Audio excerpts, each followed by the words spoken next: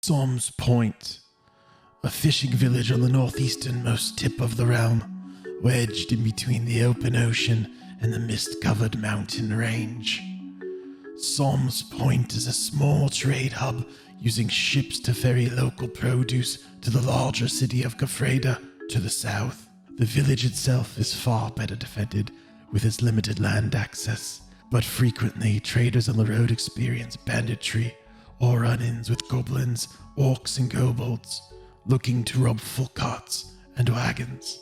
The mountains provide perfect cover for those that would prey on travelers.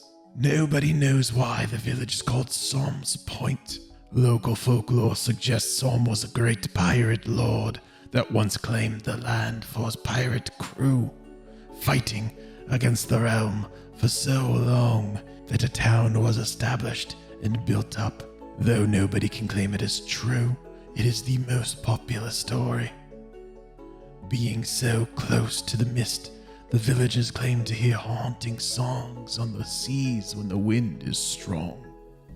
Many sailors claim to have heard eerie sea shanties that sing of death and endless darkness.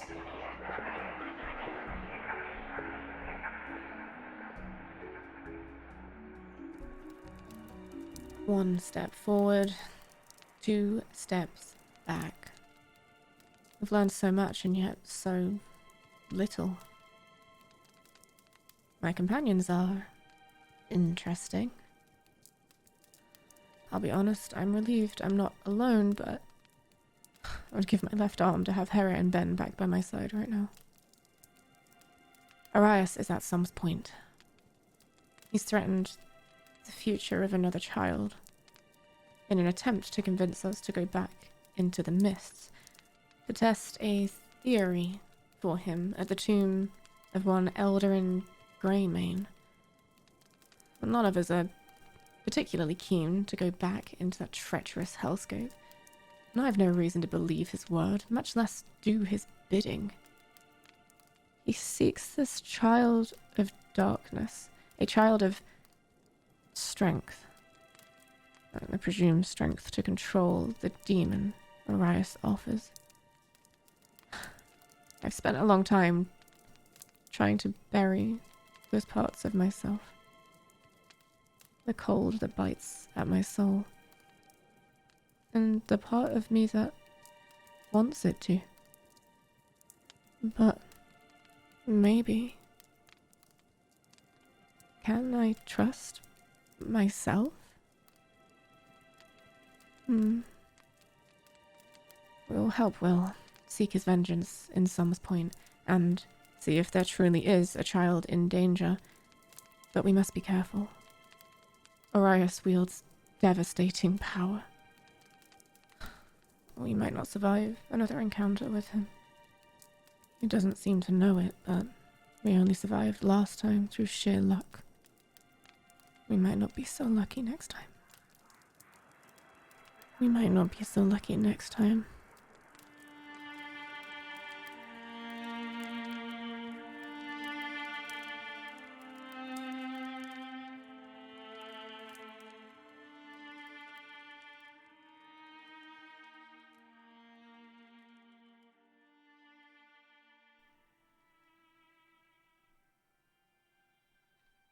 Welcome back, ladies and gentlemen. 2 days later, the party here have been traveling between Kull and Somme's Point. It has been an uncomfortable journey in terms of weather. And weather, you like rain and gloom. The entire time it has been muggy. There have been showers constantly. But today, and through the course of your final day of travel, it has been relatively dry, or at least the sky has been dry. You have seen 3 hours of sunlight on each of the days. The first of those 3 hours of sunlight began just after we saw you all last. And the second set of 3 hours of sunlight would have been earlier on this afternoon as you traveled on the final leg here. We're going to do a couple of little travel checks, just to see how it went for you all. I assume Will has been experimenting with his abilities to use healing magic and sanity restoration magic, and you distributed those points as necessary, as far as I understand. I have hogged them all to myself. You use them on yourself. Every day, I'm just refilling my own sanity, and no one else. No, Please, my head is killing me. No, I would, starting with whoever was missing the most, just distribute all the points as needed. Okay. Merlin, do you want to do 2 foraging checks? Because I'm going to go ahead and assume you were foraging for components for potions. Oh, of course, absolutely. That and some snacks here and there. Okay, what are we rolling? That would be a survival check twice. You can also just roll with advantage and we'll use them both. A 12 and a 7. So wait, was that with advantage? Nope. Just normal forage. It's just that if you'd rolled with advantage, it would have put 2 on the screen and we could use them both. Gotcha. I'm just being the worst. So during some of this time, you do collect the appropriate amount of herbs and mushrooms and boil some water to be able to create one of the potions. However, you still have to make the potion. So you can roll with your herbalism kit to attempt to create a potion. You have to beat a 12. 21. You can add 1 potion of healing to your to your kit. Whoever takes that, whether I don't know. But Merlin, you mine. Successfully during the travel make 1 more standard potion of healing. Nice.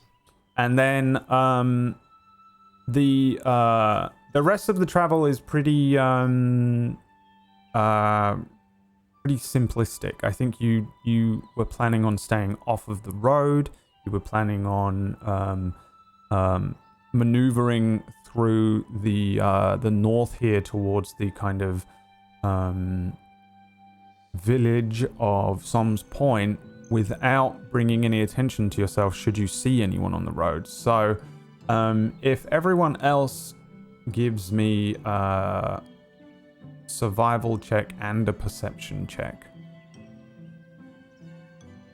we can speed through the check portion, and I'm just going to roll in the kind of general checks of keeping on track. Let's see here. Fire, a 10 and a 4, and a 16 and a 15, and fix a 4 and a 16. So on the survivals there, you guys keep perfectly on track by following the road but staying off of it. And then with your perceptions here, you have 2 4s, and Will, you have a 16. Will, roll me an insight check. Nate. There isn't many people on this road at all, which is not really surprising this far north. From what you guys understand, the road is used mostly for traders between Somme's Point and Kull. The quickest route between Kull and Gofreda isn't actually by going the dangerous route of the roads down to the larger city of Gofreda. It's actually to take a ship or a boat over to Gofreda. It's a straight shot across the water to the larger city. So there's a lot of trade that happens between these 3 places. Kull has a lot of things that are farmed, which they sell to people in Somme's Point, who then sell them on or trade them with Gofreda, and that kind of ends up being a continued trade route. So the likelihood of seeing anything other than a few wagons and a few carts over the 2 days of travel here is higher than seeing anything else, but still relatively low. That being said, Will, you've seen no one during the entire thing. None of you saw anybody else on this travel. And then you were planning on seeing if you could locate the area around the mountains where the secondary bandit outpost is. You knew that there was a temporary bandit hideout on the map that you discovered at the beginning. There were 2 X's, one just outside of Somme's Point, both of them in the mountains. Both of them suggest either an ambush point or, now that you know it, more likely a hideout or temporary hideout for the bandits. How would you go about it now that you're, let's say this is just generally during this day's travel as well, how would you go about looking for this thing, and how much time and effort would you spend looking for it? You kind of got lucky previously because there was a lot of tracks and there was eventually somebody to kind of follow. But how would you guys go about looking for the potential second area? Again, it's a very vague X on a very vague map. This is a pretty much every time I put a map on the screen or a battle map, it's still just kind of a generalization. And you have an even more rudimentary map. You kind of just have 2 words like Kull, Somme's Point, 2 X's, and a rough road drawn. You know it's probably in this area somewhere, but it's a decent amount to have to cover and track and look for. What would be the plan? How would you approach it as a group? And then we'll roll to determine how that goes. So, I think Will would definitely point out to the rest of the group that we haven't seen a single person, and that's not a good sign. That might mean that the bandits that we're looking for are already intercepting people on the road. So that would kind of lend some credence to the theory that there's a second camp right up here outside Somme's Point. Secondly, before we left Kull, I asked Merlin to try and keep an eye out for anything odd that was maybe spying on us or like some sort of magical eavesdropping. What I was trying to say without saying it in so many words was like, if you have detect magic, as a spell, maybe cast it and see if there's like, because Arias has been watching us. Brad, would we have had any success? Would he have, or anybody just watching behind us that we're being spied on? Let's see what your perceptions were. So your perception was the highest of everyone. You don't seem to suspect anyone to be following you with your own training and understanding. Merlin, would you do anything in terms of casting spells per day, or would it just be simply you trying to use your understanding of magic to figure it out without casting any actual spells? Because you have spells that would allow you to maybe do things. Yeah, I definitely have detect magic. Well, Merlin would. So, I don't know. I think he would just. I think he'd use it just when necessary. Use what? Sorry. Detect magic. Detect magic. Let's see here. So we can say he did make a perception check. Right. Investigation check. So yeah. If you cast detect magic yesterday, you would have had it back. So during your first casting of detect magic, nothing. No magic at all. Nothing comes back to you aside from anything that is on you guys or related to you four. You wouldn't get any ping or any understanding or smell or however this registers for Merlin at all. The second day, if you use it today, bear in mind it will be used. This will be after your long rest, so it will be one of your spell slots taken for the day today. You'd have to mark off one of those. It's up to you. If I may. Yep. If I may, it's a ritual spell, so Merlin can totally cast it without spending a spell slot. Oh. That is true. Yeah, I'll shut up. If you spend 10 minutes to cast any spell that has the ritual tag, then you cast it without expending a spell slot. And Okay, that goes that's really for nice. everyone. So keep an eye out for any spells that have ritual tags. It's hard to cast them in the middle of battle when you only have 6 seconds to react, but outside of it, you can do that. So actually, yeah, if you spend 10 minutes today using this spell, casting this spell, again, No sense that anybody is following you, no sense of any magical things going on. It doesn't have an enormous range, so if we say you cast it and then you use the time while the spell is active to do a quick scout of the area, still nothing that comes back to you. You don't get the sense, Will, that you're being followed with your military training, and Merlin, you don't get the sense that you're being followed by anything magical at all. You also will be under the effects of the potion because you've had a drop of the potion as well. Just as a reminder, you did take a drop of the potion, which allows you to remain magically untrackable by anybody who might try and track you by usual means, unless it's the actual person who made the potion. The alchemist is able to bypass that rule, but Didn't think about that, did we? but yeah, well, I'm just giving you the concerns me. information that you learned from Merit in Kull. Yeah. But yeah, you really get the sense that you truly are maneuvering as expected and as hoped. And although you might, as you've been traveling, hear things, there might be like a pack of wolves that you avoid, or there might be a strange sound that you all just kind of, again, avoid. Generally speaking, in terms of people who might be looking for you, Arias or his minions or any sort of magical creatures, something like a Grell tracking you, trying to find you, no sense of that whatsoever. With relative surety, I'll give you that as well. So now you've got me second guessing, Brad, where we picked up that potion. Did it come out of Arias's bag? It did come out Yes, of it is Arias's Arias's bag. Fix, you can Well- roll me. You can roll me an Arcana or a History check with disadvantage. Okay. There's Technically, it Skippy. wasn't his satchel, I think, because I think it's the satchel he found in the tower. Yeah. Disadvantage is a 6. A 6. You have no idea what Arias's skill level with alchemy is. Okay. Well, that sucks.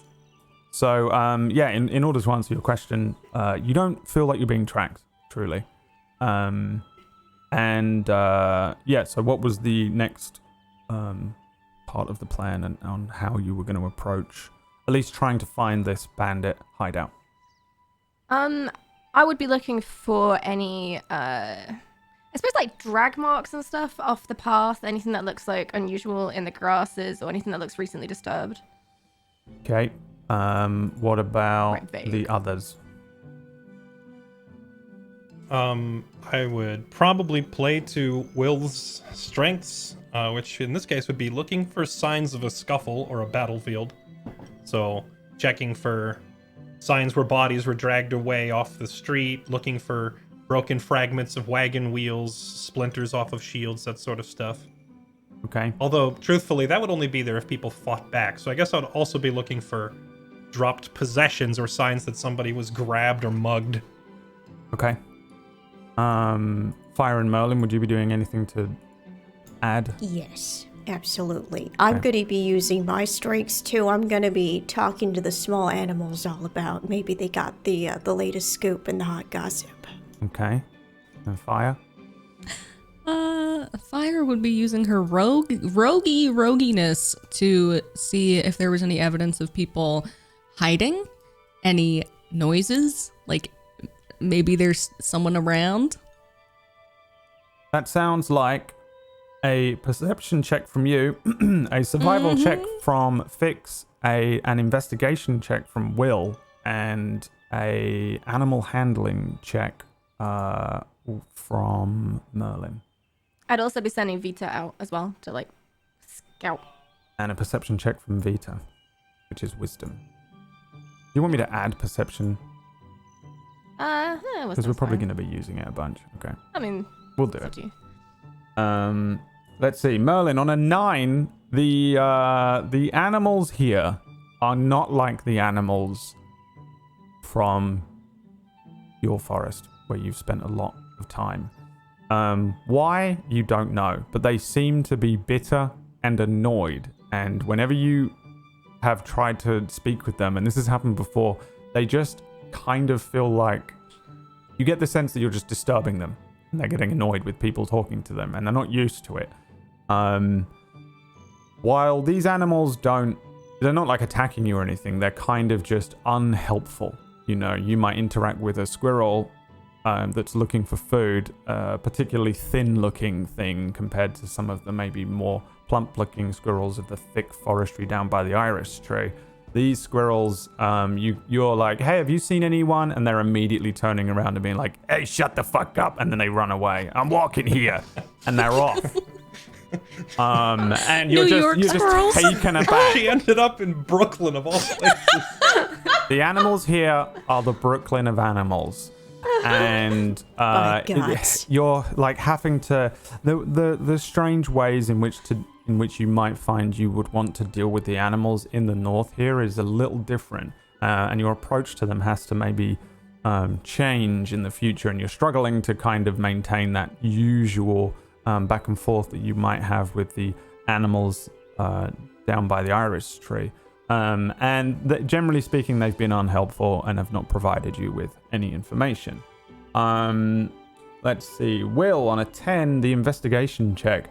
You can say with relative surety that the area around the road, at least, that you've been following, because again, this is a wide open space, and if you guys are going to spend 3 days here combing over it between 4 of you, it's going to take you ages, and you'll have to tell me how long you intend to look for this thing, whether you really want to put hours and hours and hours into it, or whether it's a thing you'd like to do as you're traveling.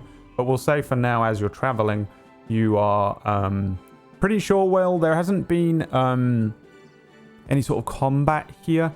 The closer you get to Somme's Point, the more used the road is. It's just very difficult to tell how recently, with all of the rain and things, the mud and the dirt road is generally churned up. The grass, the area is kind of messed up around it.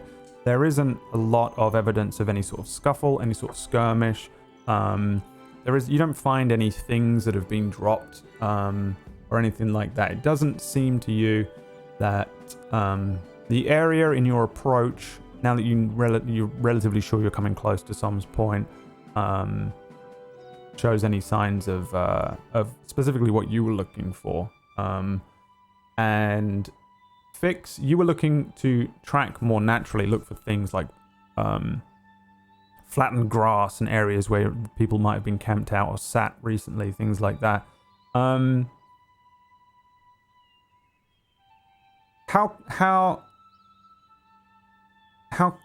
close are you going to get to Somme's Point when you begin doing this? You guys start doing this a few miles out, or do you start doing it once you're relatively sure Somme's Point is just down the street from where you are? I mean, for me, a couple miles out, I'd say. Yeah. I would say, looking at the world map as a reference point, probably right at this where the hex line divides here, like pretty much halfway between the bridge and Somme's Point, like when we reach about here. Right. So you're about where I would probably here, and you begin the process of slowing down, taking your time now to not only remain discreet in your travel, but also investigate the land around you. This is going to slow your progress down a lot. But as you begin to look, so around here, Fix, you find again with surety that nobody seems to have been here recently. You're pretty sure that the land around this area hasn't been disturbed. It would be pretty obvious if there had been a camp, or if there had been wagons or lots of footmen moving up and down outside of the road on the kind of marshy, wet, muddy land that's just north of the road that leads up towards the mountainside. If the camp is within this circle between these two hexes, they've either done something crazy good to hide themselves, or it's not there. And pretty much the same goes for you, Fire. On a 14, there's nobody hiding behind you. There's nobody hiding in a tree. There isn't like a distant watchtower with somebody tracking you. You get the sense, I think, between you that the hideout, if here, is either further back, but it would be pretty far away from Somme's Point if they did that, or it's closer to Somme's Point, maybe up in the mountains above where Somme's Point is, or like less than a mile away from Somme's Point off the road. When you say further back, you mean back towards the bridge to the west? Back towards Kull, yeah. Okay.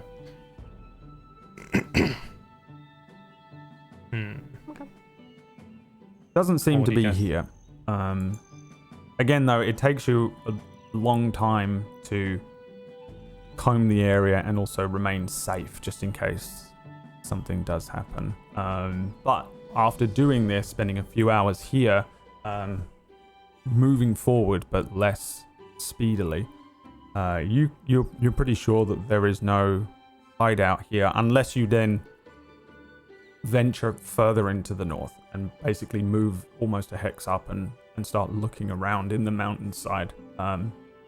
You'd be looking for 1 in a million. This is a bit of a needle in a haystack. Just looking for the entrance if you didn't have any hard evidence to track and follow. So, what do the rest of you think? We could backtrack and go look to see if we missed it back here somewhere. But Is it worth it?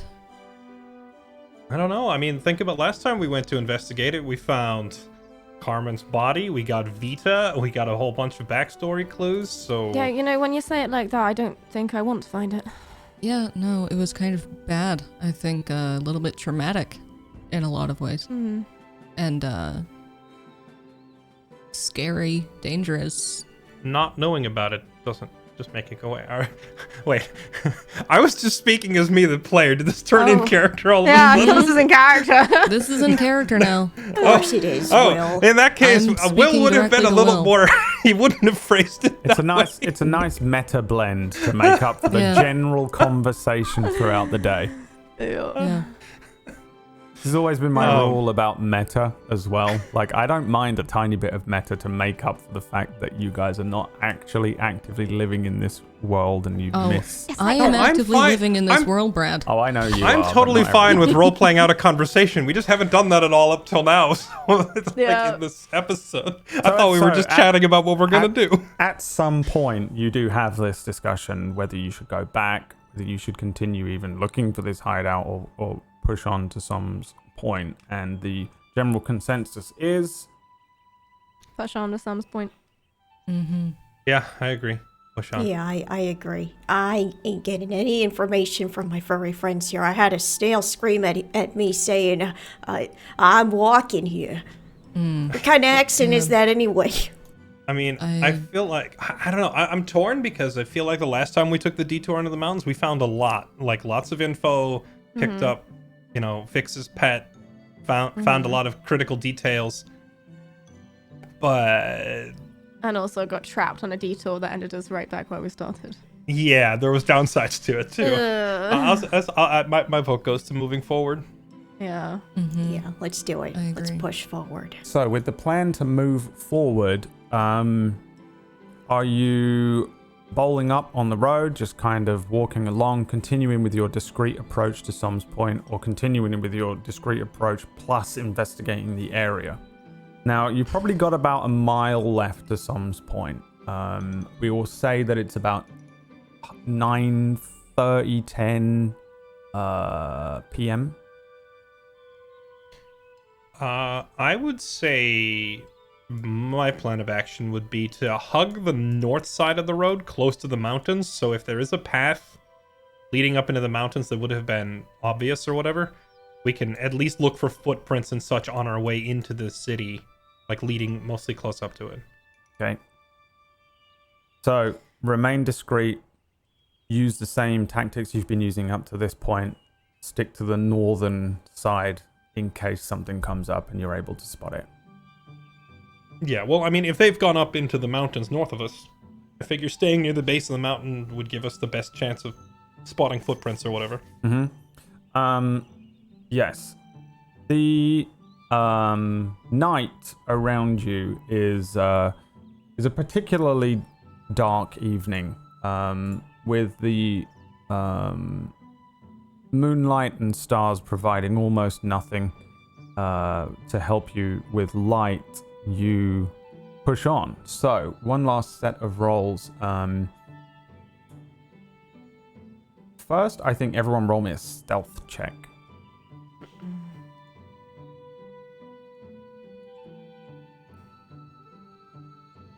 Bad rolls tonight. Whew. The first time I rolled well on stealth ever, but I'm in heavy armor, so Yep. I have to take the disadvantage. I got a 5. Jesus. 9, 10, 16, and a 5 from Will. And then Initiative. roll initiative. Are you doing the same kinds of things where you're using the same approach? Will, you're looking for signs of distress? No, that was more for searching the road. At this Okay. point, I'm not so much looking for signs of a scuffle so much as I'm looking for signs of people scurrying up into the mountains. Okay. So that would be a survival check. I presume another survival check from Fix doing the same thing as before. Yeah.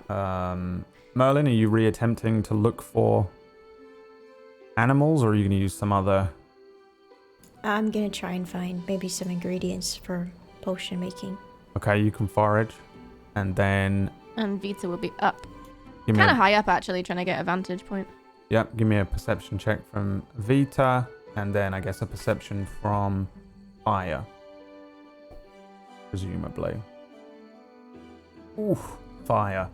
Let's see what we have on the final approach to Somme's Point as you get close enough now that you're probably very aware that the ocean is opening up. There's a lot of ocean noise as you move along this very dark path towards the north, staying close to the mountains. It's still just become a very the scent of the ocean, the salt, the chill of the cold air and the breeze as you get closer to Somme's Point, as that ocean opens up around you. I don't know how many of you have really spent a lot of time around the ocean, but I think all of you have had experience with it, so it wouldn't be completely alien to you as you approach this kind of docking village. The crew here, Will, Fix, and Merlin, you find the ingredients for another potion of healing, but you don't have the ability to use your herbalism kit until a rest. Okay. So you have the ingredients and you can roll to do the check to see if you can make the potion when you get the chance on a rest. Fire, you are pretty... You're just walking along in the dark. You might as well have your eyes closed. And you sense no danger, no nothing. No one's creeping around. No one's there. I'm worried, thinking that he's gonna show up and take over my body again, and so I'm just really hyper aware of that, and not really able to pay attention. Yes. Will and Fix, however, you notice very quickly, maybe as you get onto the cusp of this mile or so out from the town, you realize that the ground here has been churned up. What you're looking for is extremely obvious. There have been many wagons, carts, footfalls, and a lot of motion here very recently, coming down from the north and moving onto the road. With those rolls, you can tell that they were coming from the north and moving to the road and heading to Somme's Point. It seems like the entire crew have moved. They've gone from the mountain and gone to Somme's Point. There is also more footprints, and there's also disturbed ground everywhere. You two can give me investigation checks.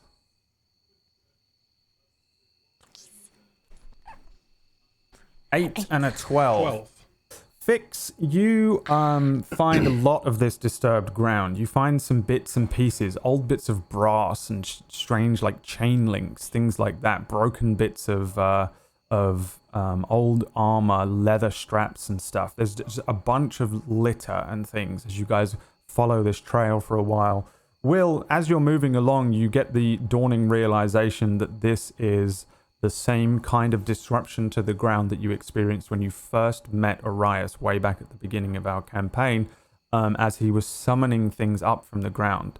Skeletons and zombies and things like that.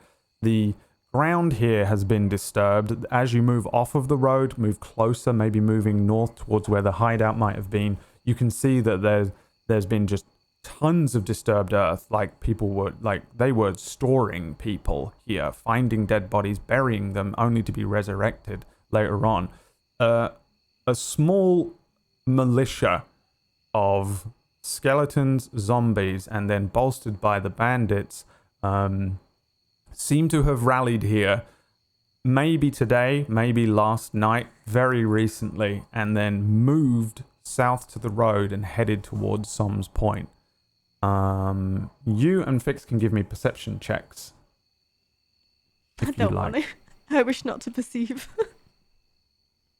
I close my eyes and put my head into the dirt with a 5. I believe you have placed your head underground into one and buried yourself with a 5 perception. Fix, you putting all this stuff together and looking around, maybe the other three are moving around looking at this disturbed earth, the cartwheels in the mud, the horrible kind of low graves that are now empty. And Fix walks off, maybe moving a little more towards the east. Fix, in the very distance, you can tell that there is light. The type of light that you might see from a very far distance if there were a lot of fires. You get the sense that what you're looking at, these sparks of light about a mile away, are distant fires at Somme's Point. Okay. Oh, like no. unexpected fires. Like the city's on Like fire kind of they're thing. campfires. Yeah, Everyone's having a camping. campfire. Is it? Somme's Point. It's the holiday. Usually, you wouldn't be able to necessarily see a town at this range, even if all of the windows were lit, suggesting that these are larger flames. It could be bonfires, but it's extremely unlikely to have so many bonfires in the middle of town. Are there fireworks? There is no such thing. So what do you guys do now? My first instinct would be to ask if there's a special event going on. Like, is there an event happening that I've lost track of? Do they celebrate out here? I think it's called taking over the city, perhaps?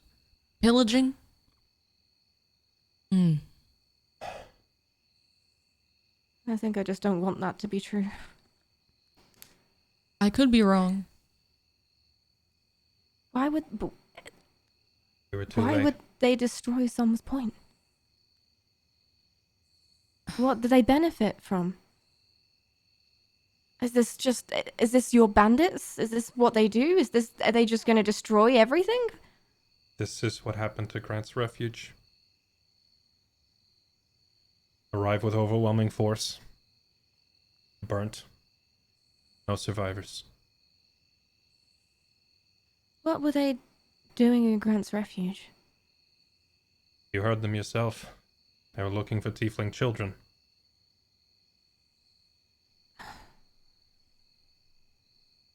Why burn it?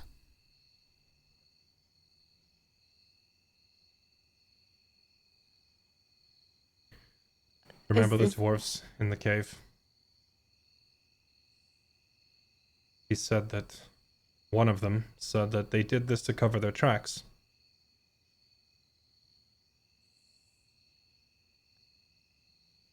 Surely Kinda this seems is like just... it makes it more obvious to me, but Yeah, that. More obvious to you and I, perhaps, but with no survivors and no witnesses, who's going to report it? Who's going to rally someone to stop them? If it weren't for my survival, what happened at Grant's Refuge would still be a mystery to everyone. what do you want to do? I want to kill every last one of them. Yeah, well now they've got an whole army of undead with them as well. We've got no I chance. see that.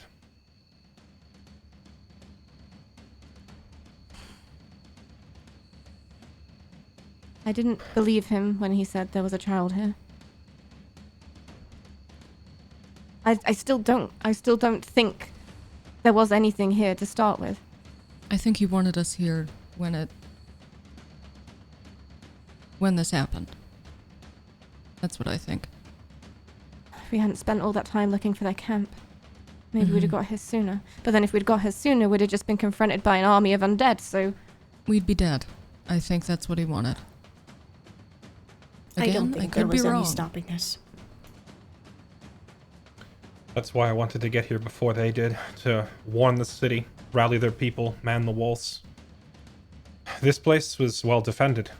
So was Grant's Refuge. Grant's Refuge had rocks, high stone walls on every side. Not walls built, but natural cover. It was a stone encampment covered on every side by cliff faces and with a sturdy front gate. They could have held if they'd had warning. But these people show up without warning, catch people unawares. They've Even been a here for a well-defended- while. Surely someone would have seen something by now, noticed something. Maybe. Arias wasn't exactly being... sneaky. Arias is a different story, though. We know that he can... We know that he can cover large distances very shortly with some sort of weird magic that he's doing, right? But the rest of these people, they have to walk like you and I. I wonder how long they were camped in the mountains here before they came down. These That's been tracks at have to be least- somewhat recent, because otherwise the rain would have washed them away. Do we go there now and try to... We have to. What if there are people alive? Right, we have to. There may be There- survivors. If there are people dead, they're just going to be joining his ranks anyway. We have to investigate, but we also have to be smart about it, because we can't help anyone if we're dead.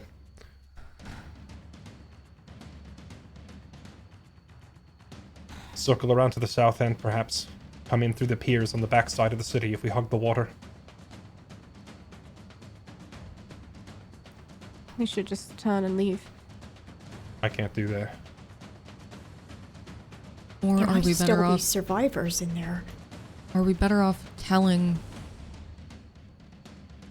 warning other places? There's nowhere else around here. We're at the edge of the world. There is something we can do. If we get a boat, sail south to Gerfrida, spread word there. Might be able to potentially rally people to our cause, but at the same time, there's a lot of water between us and there. It would take time. And these people may move. You know, this group may go north into the mist, they may head west back to Kull. They may themselves be using the... We have to go to the docks. The docks? What if they came here to take the ships? They could be moving south to hit a bigger city. Shit. I doubt they'd go into the mists. Arias said he couldn't go far into the mists. Unless he's found this child he's been looking for and found a way to go No. further in. The route... The naval route from Somme's Point to Gerfrida is not blocked by mist. It's frequently No, used. I mean, they won't be going north, surely, so perhaps you're right. Yes. Sorry, I misunderstood. I thought you meant taking a ship into the mist. No. So let's go. We'll see if we can find any survivors. But we We shouldn't have- stay long. Okay, we have to be smart about this. We have those potions of invisibility still. Yes? Yes. 3 of them. Yeah. Okay. Only If 3. anything goes wrong, if we get surrounded in an unwinnable fight, take the potions and regroup at this spot. We only have 3, so which one of us is going to be left behind? I can sneak. Merlin, do you have any kind of spell that can hide us? Can you make people invisible yourself? I mean, I can, yes. I can cast invisibility on myself. Oh, well. Well, there you go. So the 3 of us take a potion, and then Merlin can use his magic, and if something goes horribly wrong, we turn invisible and leave. I need to know if they're was an orphanage here? That I couldn't tell you. It's never I'm not come up in my asking you to conversations. tell me. I'm just saying when we get there, if there are survivors, I need to know. I'll be sure to ask. And whatever we do, I don't think we should engage. We should try our best not to bring any attention to ourselves. Agreed. Unless we can find one of them by themselves. Yeah. And feel free. Let's go then. Follow the water. Circle around the outside. Find the docks. Start there.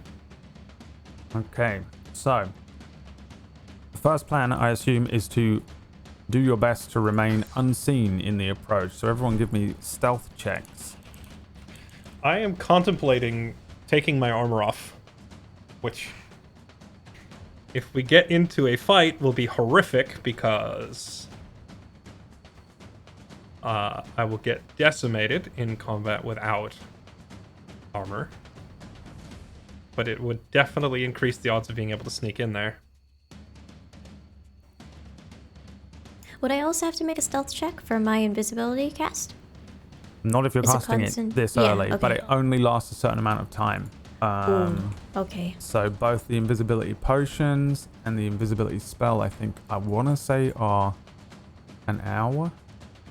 Okay. You become invisible for 1 hour. Everything you're carrying becomes invisible as well. But if you attack or cast a spell, it will drop immediately.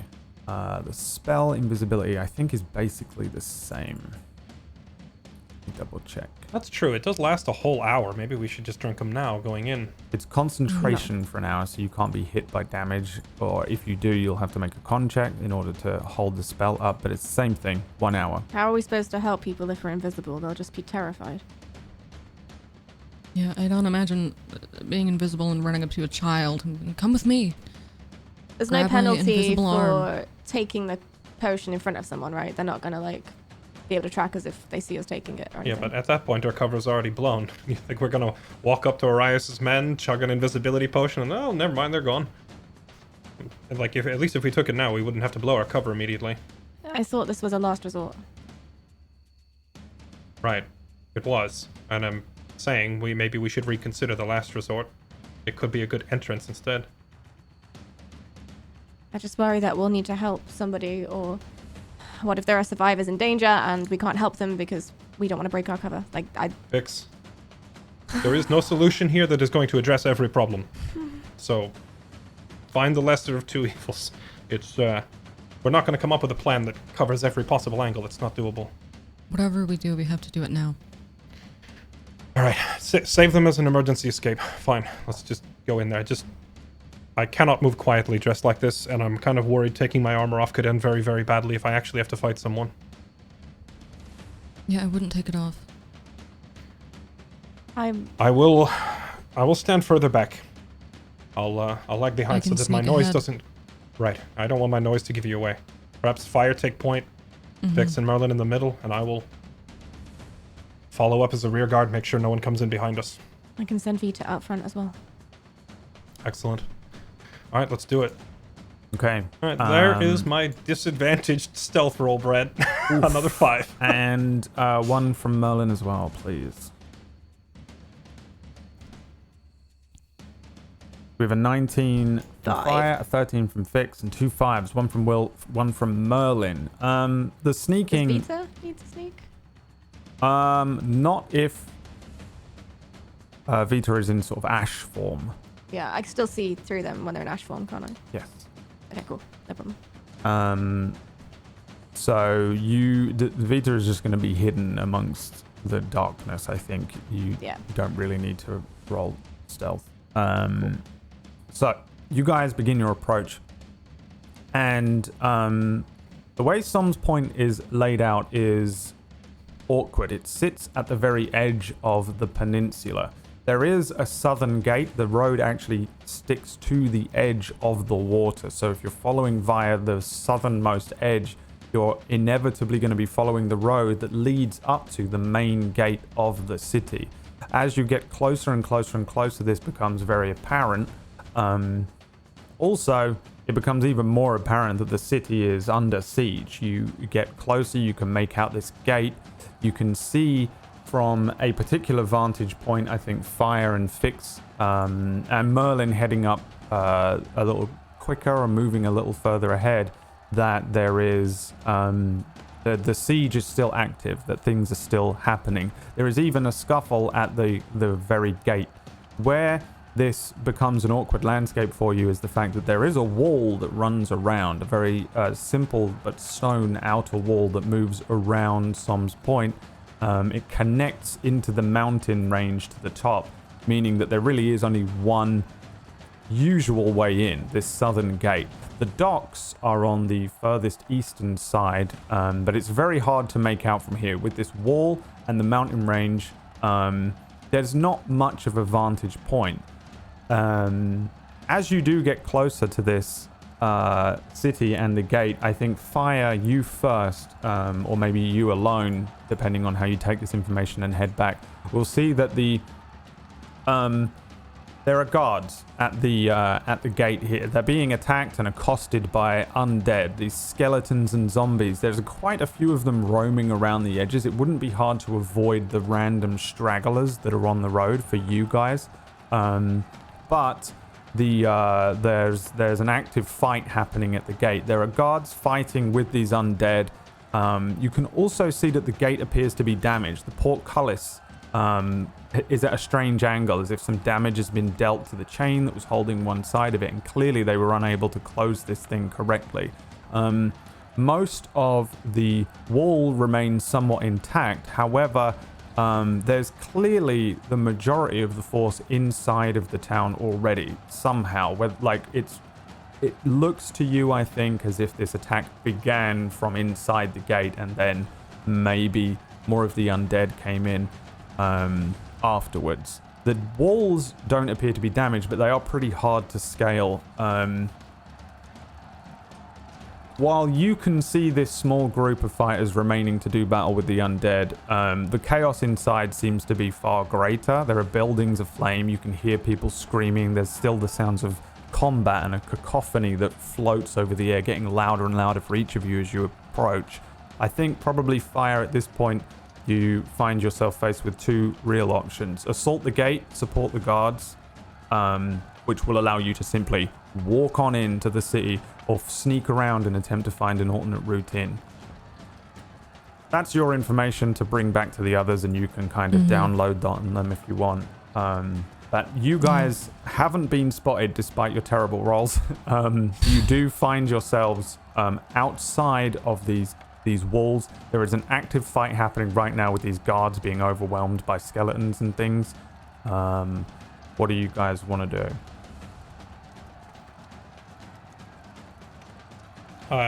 Does you come back? Fire accurately relay all this to I'm going to us? say, we'll say, yeah, that you have this information as well, but I'll say that Fire went, because she was scouting ahead, brings it back to you. No, I'm asking Bree, because if she comes back and she's like, yeah, the situation at the gate is completely hopeless, it's lost, and we have to go around, she could color the info, so I'm just wondering how accurately does she relay this? Then yes, how accurately do you relay that? I say it pretty accurately, but I put more emphasis on the sneaking option, because I make it that seem more preferable. Okay. A glance at Will. If the city's not fallen yet, we can't just sit here and watch this. And Will is not going to wait for the conversation and start moving towards the gate. Okay. Okay. I hate that I agree. Just follow Will.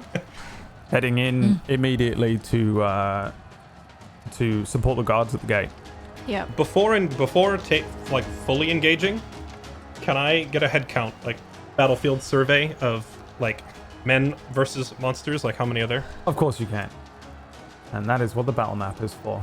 Let me bring Okay, you over to the battle map. I hate this.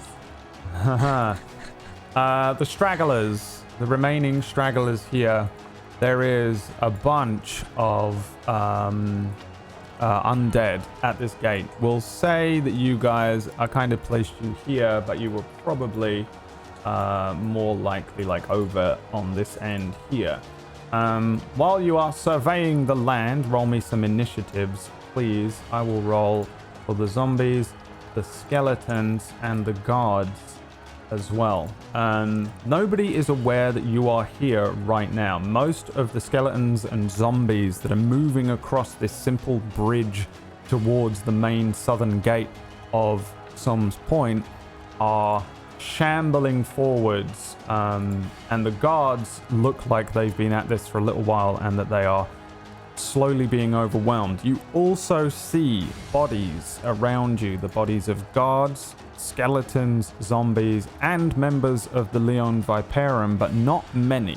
2 or 3 max compared to the several and majority zombie / skeleton undead bodies. The guards are winning here, but not for long. Let me just not that one. Move my map up a little bit for stream so that you'll get a better idea of what's going on, and then we'll roll my dice for everyone involved. Oh god, what? Shakes out a bag of D20s. Yeah, I know. Well, it's just easier for me to make everyone go on the same roll, which is what I do now. And are we all on stress how much I hate that too. Getting wailed on by 8 people in one turn. Yeah. Well, we'll be here all bloody night otherwise tonight. You're right. Don't care. So, ahead of you is a bridge full of zombies and skeletons. The guards are intermingled in them with their varying weapons. Again, nobody really sees you yet. And I think, Will, you start moving forward with the rest of the group following afterwards. In terms of turn order, the first to go, and this is going to be me all evening as I grab all of the different things I need, is the zombies. Should I move my token to an accurate reflection of where combat would have started? Yes, you can move within 5-10 feet of where you were to make sense. As I'm seeing Will move, would I be able to do something before we begin? No. Okay.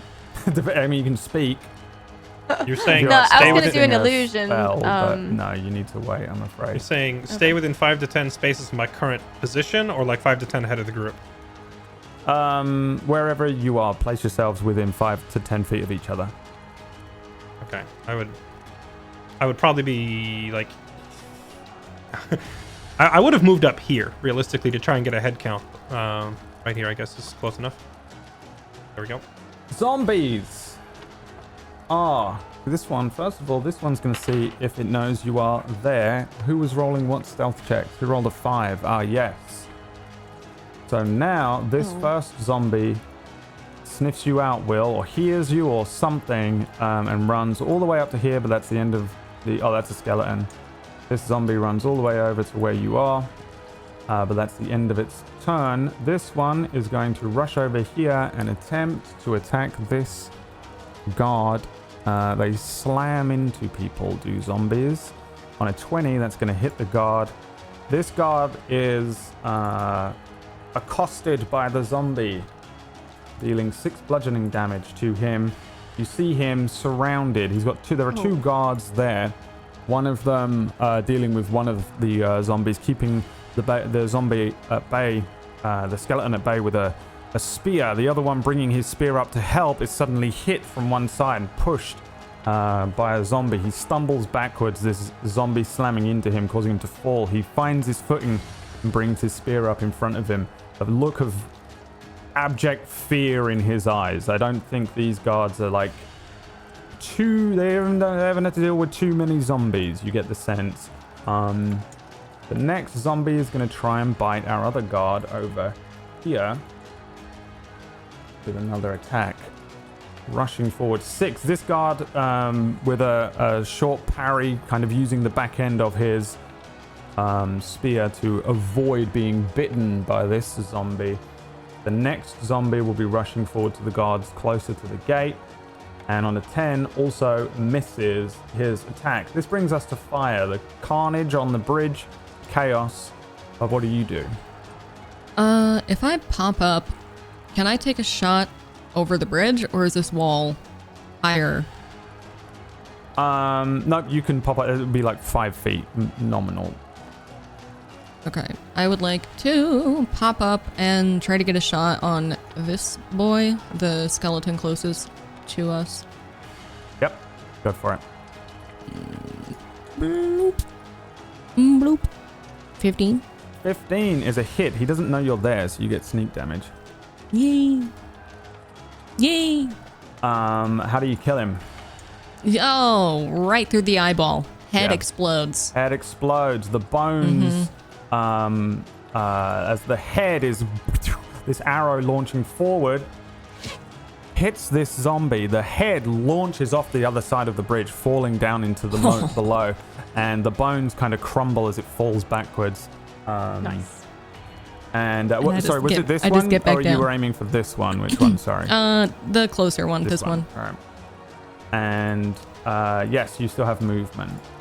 I will move. I'm gonna move right there, and then I'm gonna bonus action hide. Yep. Roll me a stealth check. Boop, boop, boop, boop, boop. 13. 13. This skeleton also has no idea you guys are here and rushes towards the guard that had been hit by the zombie.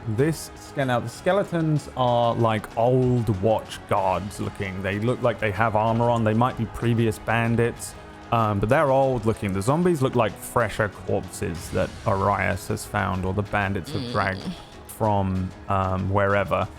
Travelers on the road, presumably. The skeletons look old, like he had to probably pull them from graveyards, or he's somehow able to find them on the road and pull them up from hundreds of years ago and reanimate them. You can see strange armor on them, strange weapons. This one in particular has an old, kind of rusted looking short sword that he swings towards this guard. The guard, now kind of aware of the threat from behind, manages to parry the skeleton's weapon, and then the skeleton behind him attacks his comrade on the bridge above him too. On a 9, this guard also swinging his spear around, able to deflect the skeleton's attack. There are a bunch of bones around these guards, suggesting they've already dealt with a few of them. Over here, a skeleton moves in to attack the guard, who is sort of one of the last remaining guards at the actual front of the gate. Another swing from a short sword on a crit from the skeleton.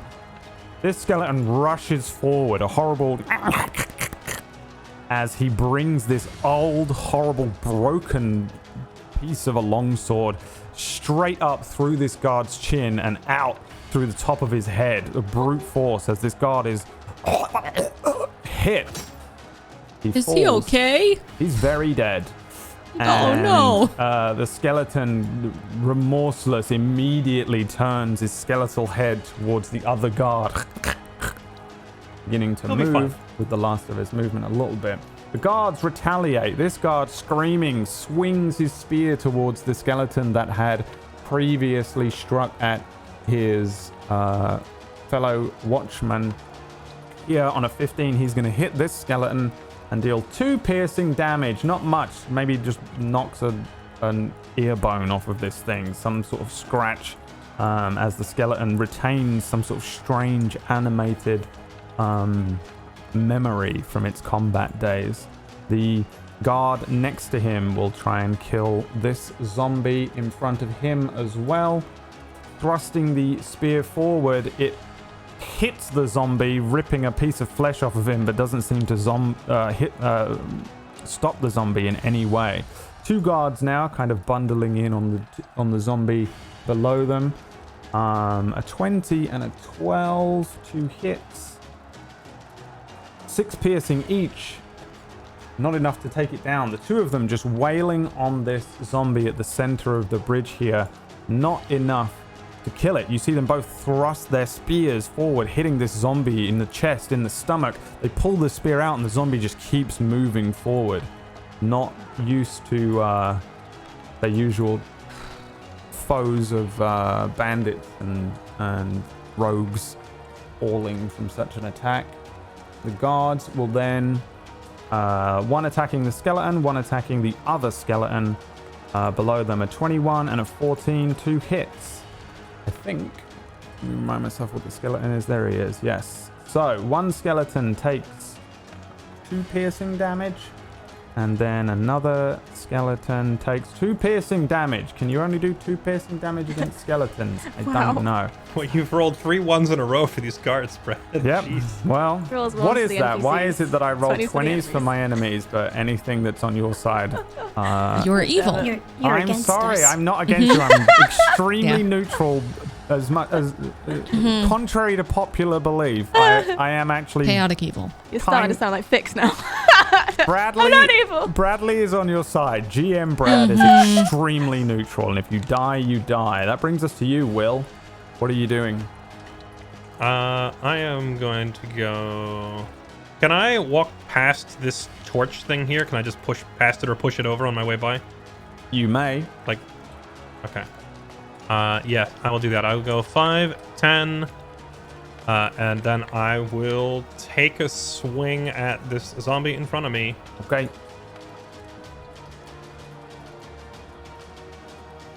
Boop. On a 10. On a 10 against a zombie is a hit. Oh, that is a hit. Okay, Yes. that's nice. 8 slashing. 8 slashing damage to the zombie. Yeah, you probably lob off a hand as this thing swings wildly, trying to track you, and you bring the sword up. A hand coming off of this thing.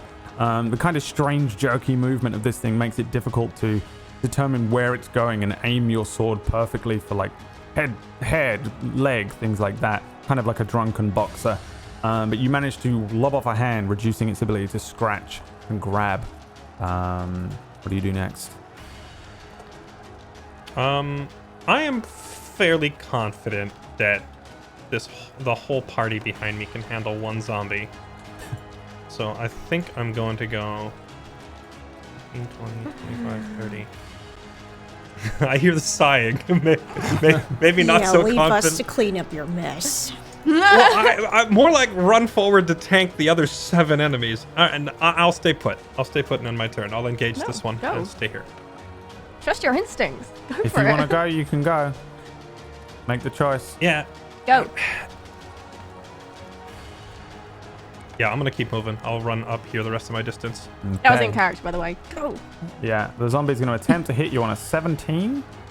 That'll miss. Okay, yeah, you hear the dong as this thing whacks at your shield with a handless arm, and you maneuver your way onto the bridge. Fix, it is your turn. I'm going to Eldritch Blast this zombie here, the one that hit the guard. Mm-hmm. Wow, a 9. The zombie, a 9 is a hit on a zombie. Yeah. Hell yeah. Zombies are 13. motionless and I think I read the stupid. wrong one earlier on, but they have an 8 AC, so you're all Wow. good. A 13 on, what? Sorry, this zombie here, yes? The one, yep, that one. Yeah. I just, Nice. Wait, an 8 AC. I think that means fire literally can't miss unless Probably she rolls in that can't miss. Yeah. one. She actually can't miss. that's good. And you did 13, yes? Yep.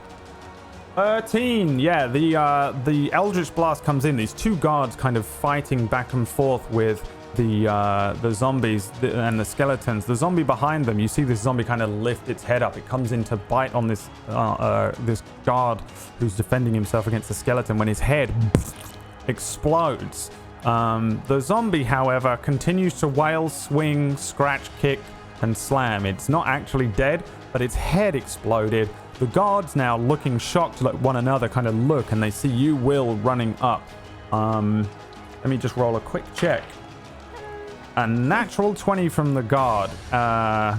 There is one of these guards shouts back to you, Will, and says, you're a soldier. You respond. Oh, sorry, was that a question or a statement? He just shouts, you're a soldier. Yeah, we'll just respond. Yes, hold the gate. Hey, from Marin's Keep. Reinforcements. No, but there are reinforcements. he looks a little confused and perturbed, but continues to fight. Fix, you can move. Yeah.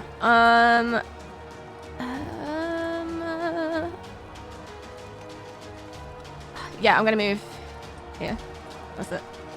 Okay, Merlin, your turn. Okay, first up, I'm gonna move close to our zombie friend here. Hello. Yep. And then I'm gonna use Scorching Ray on the one next to me, and then the skeletons that are sandwiching the poor guard on the bridge. All right, give me your Scorching Ray attack. How many is it? 3? Yeah, 3. So 1, 2, 3. Yeah. Holy fuck, Berlin isn't messing around. Technically, you would have disadvantage on the first one, but I'm going to allow that you were moving and casting as it on the first, because remember that ranged attacks from melee range have disadvantage because you're close. Oh, right. Okay. But I'm a good guy GM, remember, and don't forget it, because I know you're all going to use it against me when Thank you. one of your heads gets exploded at some point. Thanks, All hits, yes. Roll me the damage, and we'll go around them clockwise. So 7 to the zombie closest to you, and this zombie immediately hit by this Scorching Ray. You see like a huge piece of flesh ripped off of it from the force of the Scorching Ray, and then the zombie is set alight and becomes a flaming thing, so be aware. Then you are aiming for the 2 skeletons, did you say? Yes, that's right.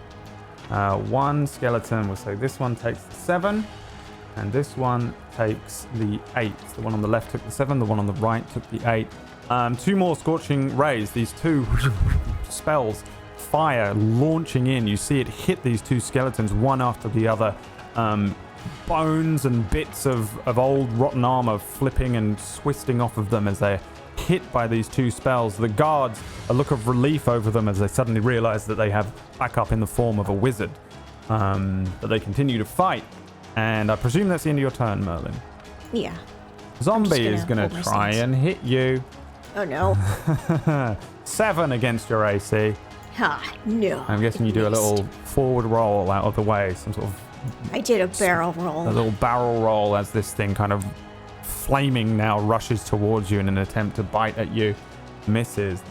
It forgets which arm. It just swings with a stump. There's nothing there. Zombie missing a head successfully kind of hits at the guard that was shouting at you, Will. He turns to his friend and says, "All is not lost, brother!" And then the zombie grabs at him, and you see the zombie rake these claws into this man's neck. They pull him backwards, the skeleton next to the man bringing his sword into his side, the zombie ripping at his flesh, tearing bits out, blood squirting from this man's neck as an arterial strike from the zombie next to him, the headless body collapsing on top of the man as he is killed on the bridge. The next zombie is going to attempt to attack the guards here. And then the one on the right will do the same to the other guard on a 9 and an 11. The 2 of them now kind of moving with this strange undead creature, able to avoid the attacks and deftly get out of the way as they too look over to see who's coming to their aid on the bridge here, bringing us to Fire's turn. I am going to try to sneak up behind the zombie close to me. Yes. And slit its throat. You have advantage on your attack roll to do so. 25 and sneak attack.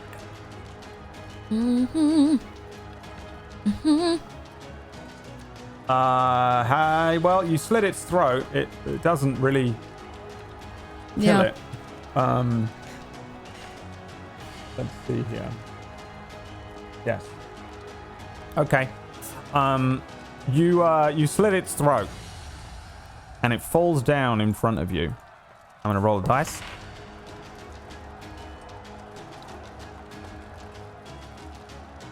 And it doesn't get back up. I had a horrible feeling it was going to get back up.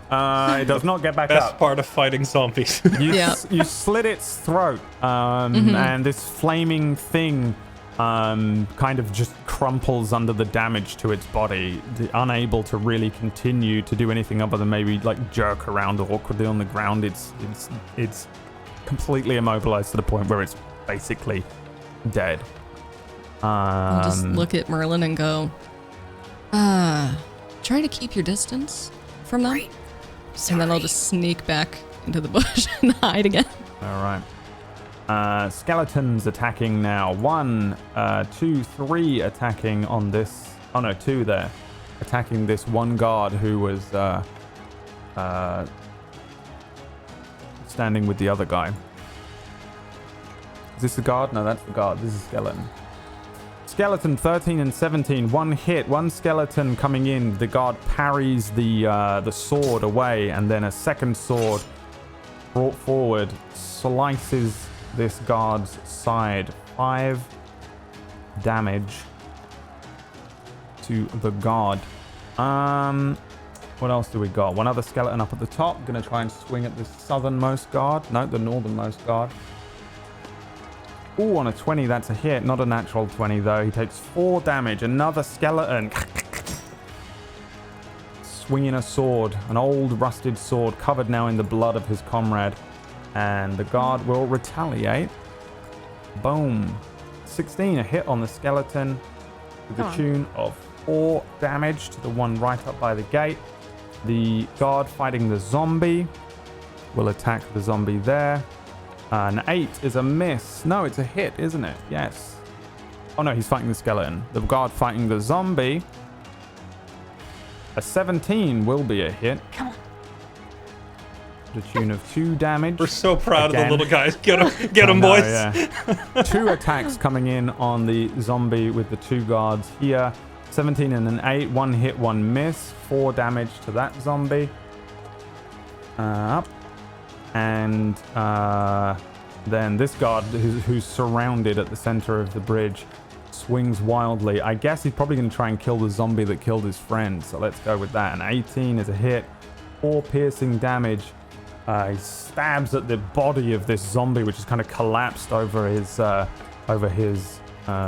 comrade, and deals 4 piercing damage to it. Will, it's your turn. Okay, so I will move here, starters. Oh, and then I'm gonna throw a javelin. I think I have a javelin left. Yeah, I do have a javelin. I will go ahead and sheath my sword to chuck a javelin this turn. Okay. At you've been describing things hitting things.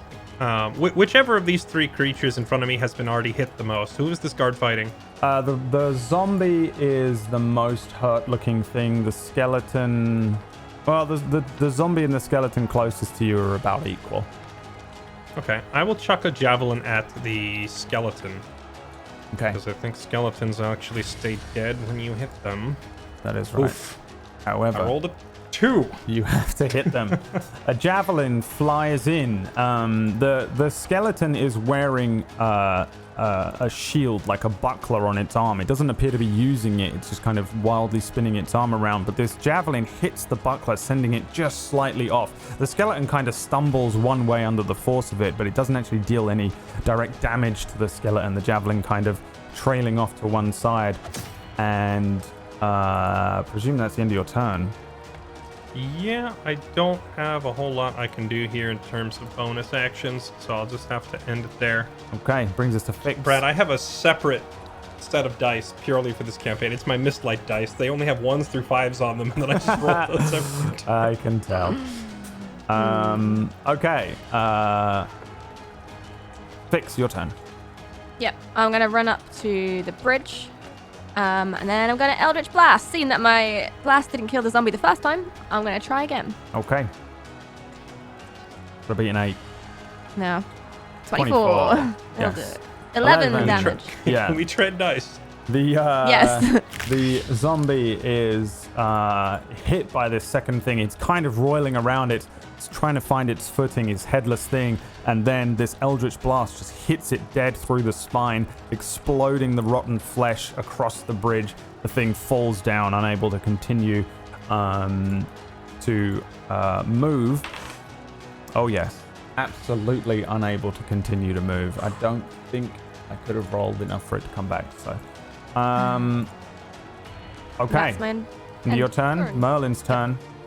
All right, so he's gonna run up not too far from Fix, and then he's once again going to cast Scorching Ray on the two that are close to the guard, the two skeletons, and the zombie. Okay. We'll go from left to right then. 16 Right. hit. 14 miss. 9 hit. So roll me 2 damage. 1 hits the skeleton on the left for 9 damage. Okay. You see the skeleton hit by this arcane energy. This fire spreads across the skeleton's body, and then the thing just kind of falls into a pile of flaming bones as you destroy this skeleton here. Then you deal 5 damage to the one at the top there, and the zombie is hit by this fire. You see the Scorching Ray not only kind of ignite the zombie again like the other one, but puncture a hole through the rotten flesh. However, it continues to flail, jerking around wildly, still alive. Anything else? Any movement or anything? No, I'm staying right here. Okay, the flailing, burning zombie that has just been hit is going to try and swing wildly at these guards. On an 18, he's going to hit the one just in front of him for 6 bludgeoning damage. As the flames kind of too bright for this guard, as he brings up his staff, the zombie manages to bring an arm down and strike the guard. Doesn't scratch him, doesn't bite him or anything, but the bludgeoning of this wild flaming arm causes the extent of the damage to the guard. And then another attack from the zombie on the right, who's going up against the guard on the top right there. On a 6, this guy has been absolutely immune to damage thus far, but also not dealing any damage to his zombie, as the two of them are just going back and forth, bringing us to Fire's turn. I will do something crazy, Brad. I'm gonna pop up and I'm gonna take a shot with my bow at this guy here, this zombie. Okay. And afterwards, guess what I'm gonna do? Jump into the water below. No. 20's a hit. There you go. And this zombie flailing around, an arrow just flies in, sticks into the side of the zombie's head, and it falls into a kind of smoldering mess on the ground in front of them. The guard that was injured kind of looks over to the area where you are and gives a short salute, and then turns his attentions to his brothers here as the skeletons continue their attack. Skeleton in the bottom left here going to try and swing at the beaten looking guard. On an 11, ding, hits some armor. The skeleton at the gate fighting with the other guy, ding, also hits some armor, bringing us to the guard's turn. A retaliation from 1, 22, damage 7. Oh, he kills him. They killed one. The one at the one Get 'em, directly little in guys. front of you. Go, See little him guys, go! He swings his spear around wildly, cracking the side of this skeleton's head. It cracks and splits into several pieces, and the whole thing scatters into bones in front of you, Will. The 2 guards over here will rush towards this zombie and attempt to attack this one. On a 19 and a 5, only one of them is a success. You see them kind of just... This looks like that scene, I guess, in Shaun of the Dead, where they're all kind of hitting the same zombie to the Queen song, whatever one it was. Don't stop me. DMCA. Otherwise, I'd play it. And if we were offline right now, I would play it. Then an attack from one guard to a skeleton over there, going back and forth, brings us to you, Will. No hit from him. Okay, I will go 5, 10, 15, 20, 25. Retrieve my javelin. 30. Okay. And throw it again. All right. Give me the attack roll. 20 is That's absolutely more like a hit. it. 4 Only damage. 4 damage, but it's better than 0. Yep, this javelin sticks into this zombie and spins it around a little bit. It's now just got a javelin through it perfectly. Bringing us to Fix's turn.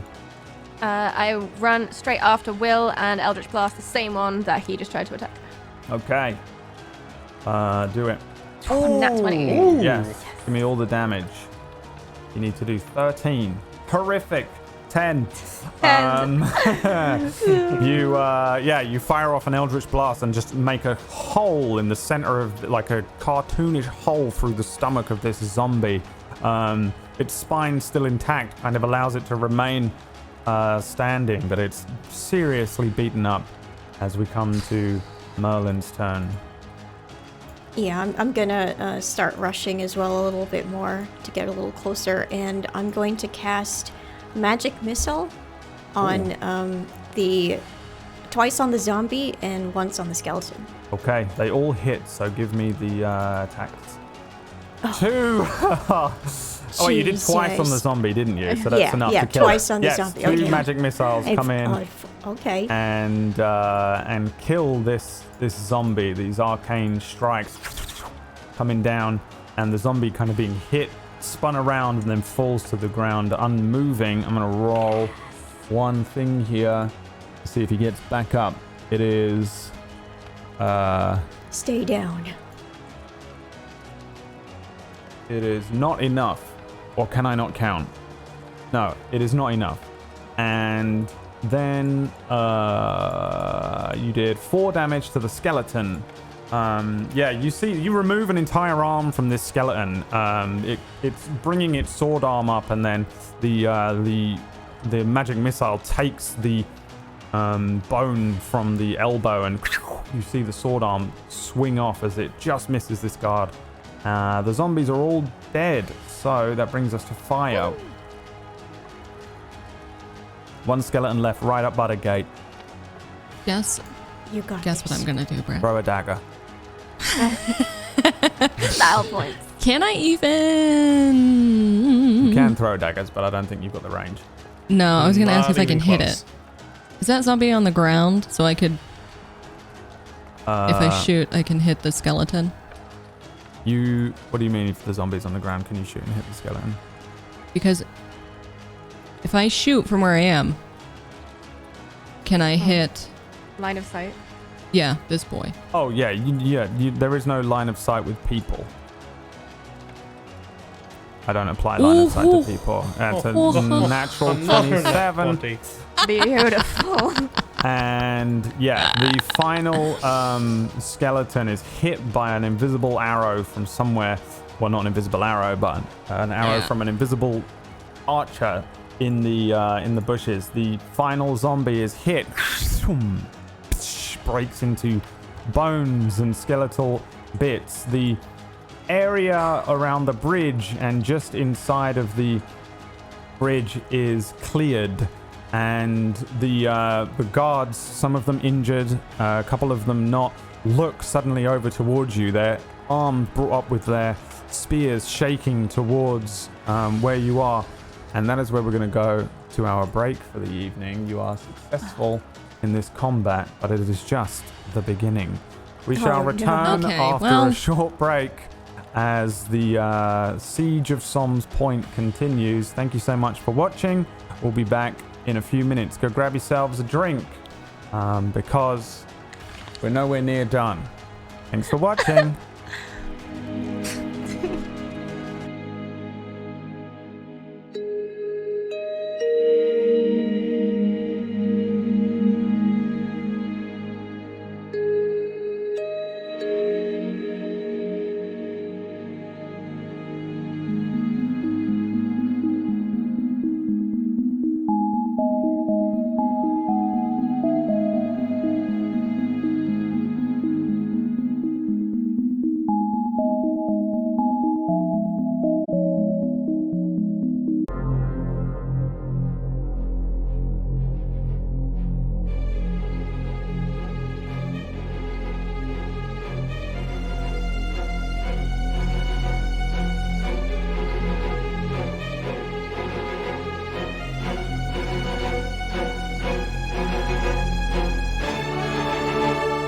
Welcome back to part 2 of the battle at Somme's Point here.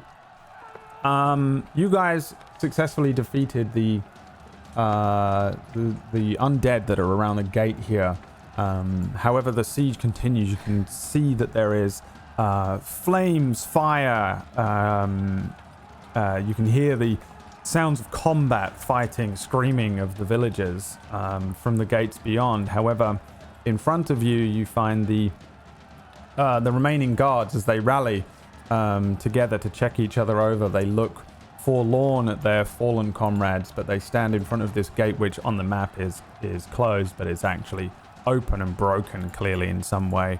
They check each other over, and then they look to you. One of them steps forward and says, "Who are you? Where did you come from?" We came from the west to bring word of approaching bandits, but it would seem we're too late. How many are you? And I'm just gonna step forward. Well, I have no idea who's alive in there. We really...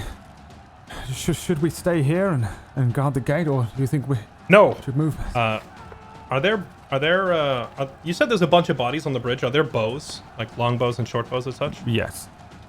Okay, I'm just gonna turn and start pointing at those and say, bows, now, pick them up. Well, yes, okay. They glance at your shield with the emblem on it. Who's in charge? They point to one of the dead bodies. Yeah, you, sir. What should we do? Archers, grab the bows, follow me. One of you stay here and watch this gate.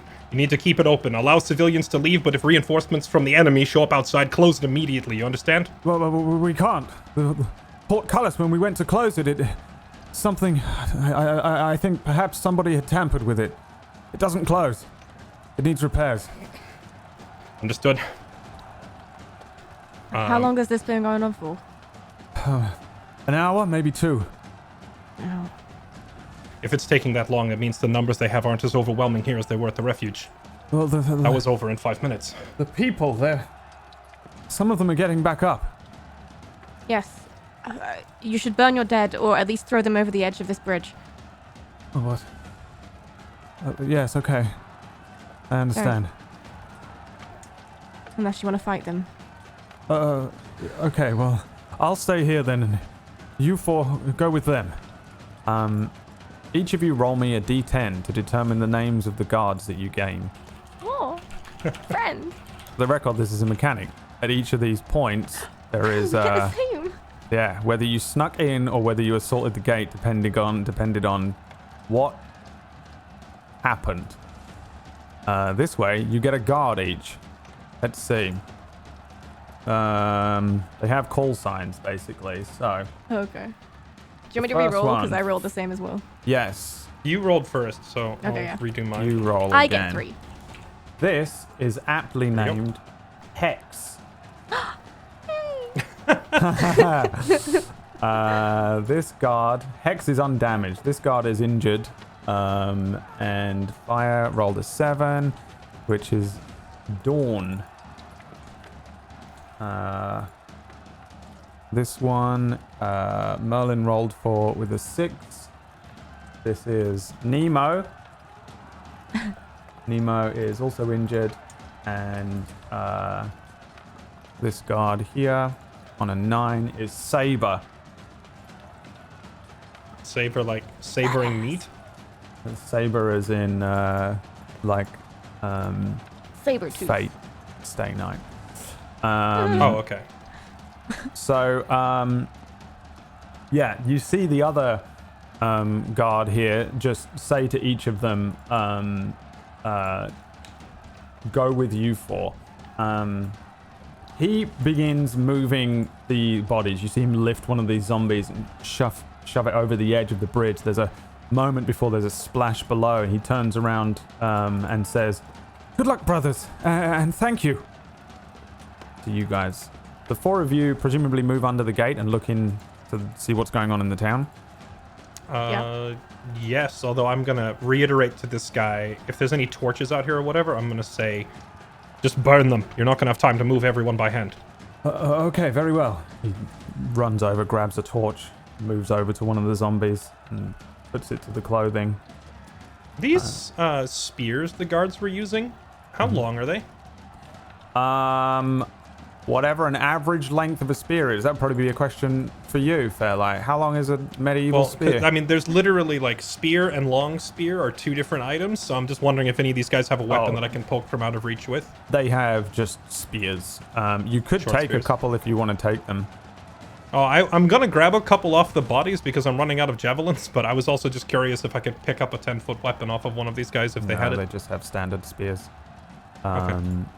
And yes, you guys move forward and into the into this kind of village. Again, there is chaos in here. There's buildings aflame. There are people running left and right. There are guards you can see in the distance fighting with zombies, with bandits, with skeletons. You can see bodies strewn all over the place of all different races: guards, bandits, zombies, skeletons. From this perspective, you have a pretty good lay of the land here at the gate. It's the city dips down a little bit as it heads down towards the docks, which are on the east of you. There is also a sort of marketplace over here. Essentially, there's two areas that you immediately notice, two main large skirmishes happening. One to the east of you, where there is this marketplace and the docks. You can see this open area where there is undead attacking villagers and guards. The guards here are super overwhelmed. You also see a tiefling firing arcane blasts chaotically into the fight, similar to how Fix does. To the west of you, there is a relatively stout guard tower, which is within kind of village homes, like a suburb almost. You can see here is where the majority of the bandits seem to be working, belonging to the Leon Viperum. They're fighting against the town watch here. There is a bunch of families fleeing these homes and running around in the chaos. At the top of the watchtower is what looks like a bandit leader here, presumably Massimo, ordering people around, surrounded by a couple of his men who are fighting off the guard who are trying to fight back. Fix, you see a few buildings that might serve as an orphanage, but one building in particular looks kind of like a standalone school. This is north. This is almost directly ahead of you, following this a main road up towards the north end of town. It's also the only one of these buildings that looks like it is occupied with lights on and things like that. There's a central set of roads that lead through the center of town where the fighting is less present, as it seems to have spread out with the zombies and skeletons focusing on the east of town, Leon Viperum fighting on the west of town. Using these roads would allow you to very quickly and quietly bypass the fighting and head straight towards the school at the north of town. As it is now, with this chaos and the fighting, you sort of find yourselves at a fork in the road, going west towards the Leon Viperum and Massimo, going east towards this tiefling and the undead, or going straight for the orphanage/school that seems to be present in town. The guards are standing there looking at you, waiting for orders as well. You could potentially send them one way or another to aid one of the fights, or you can bring them with you to whatever it is you end up doing, or however you approach it. What do you guys do on the other side of the gate? Do I recognize the tiefling? Roll me a perception check to see, because this is, you still got to get there. This is just a vantage point. This isn't like just to your right. You'd have to get all the way over to that part of town. Yeah. 18. You do not recognize this tiefling at all. Okay. This tiefling firing off arcane blasts. Rather than try to identify her, who is she shooting? Is she shooting guards, or is she shooting bandits or undeads? Absolutely taking out guards, and with pleasure by the looks of it. Okay, so hostile spellcaster then? Mm-hmm. Okay. In the direction of the orphanage, is there enemies blocking us from heading that way as well? Or is that not many. There are little fights breaking out, but it looks as if some of the fighting started here in the center of town on this main road and then spread two ways, leaving the open road here ahead of you relatively quiet, using a few routes and you know, being subtle. You could probably just maneuver straight through town and ignore all of the fighting and get straight to the north of town, the orphanage. So yeah, I mean, that's Okay. your choice. I'll just... Will look to the party and to the guards and say, we need to rally the militia, and point to the tower. The guards are looking over at the tower and they're saying, well, that's the main watchtower. There is one up at the keep, but it looks like they're overrun. The one in front of us is overrun, or this other one he's referencing? The other one. He's looking at the watchtower. The bandits seem to be winning. I point at the building in front of us. What is that building? Oh, that's the school for the little ones, the kids.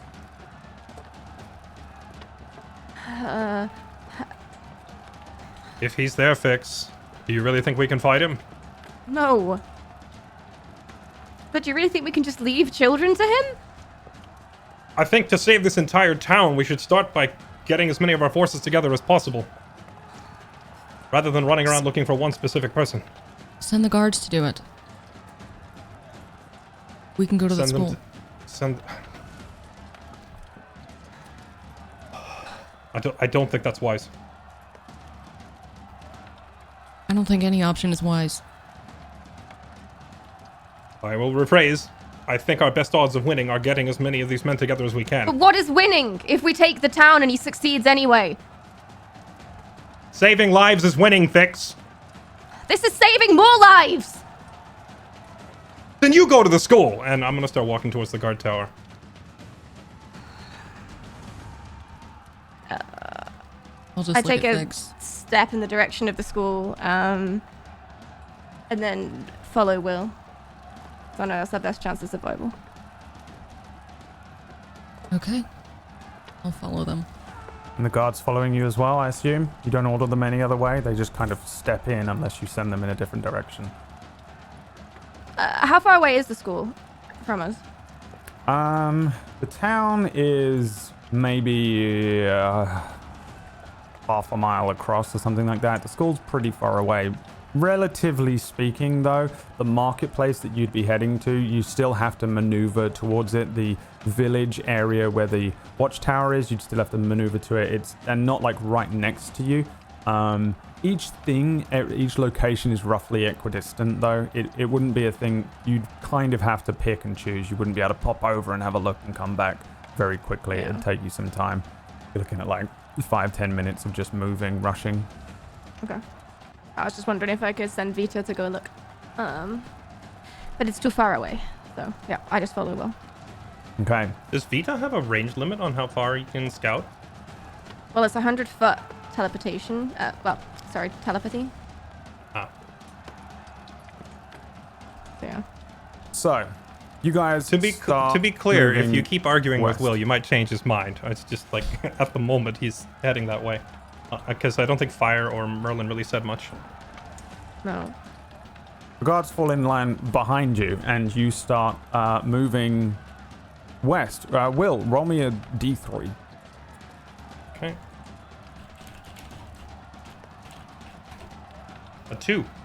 A 2. You start moving through the town. The guards point you in a certain direction and tell you to head down through some down a set of stairs that take you down into what is essentially kind of the homes and the heart of the town. The group maneuver around the back of the wall and head downwards into this village. You lose sight of the tower, you lose sight of the marketplace and the north end of town where that school is, and then you move down into kind of a medieval suburbia here.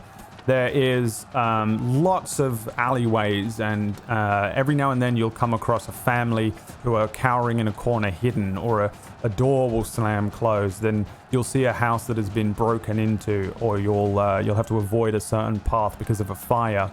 At one point, you as a group move past a road, 2 roads down away from you, kind of 2 blocks away, small little medieval blocks. You notice a merchant being held against a wall by a very large-looking member of the Leon Viperum. 2 other bandits are making off with his loot as they move out. The 2 with the loot slip down a road, and the large-looking bandit pulls a knife from his pocket with clear intention to kill the merchant. What do you guys do? How far? About 60 feet. Fire. Fire the person, not fire the command. Yeah. Fire. It's still kind Fire? of Yeah, he's turning to the elf and saying fire. Fire. She's fire. Fire. 19 with my bow. 19 with your fire? bow. What are you doing? Firing it at the back of his head? Are you firing as well, Fix?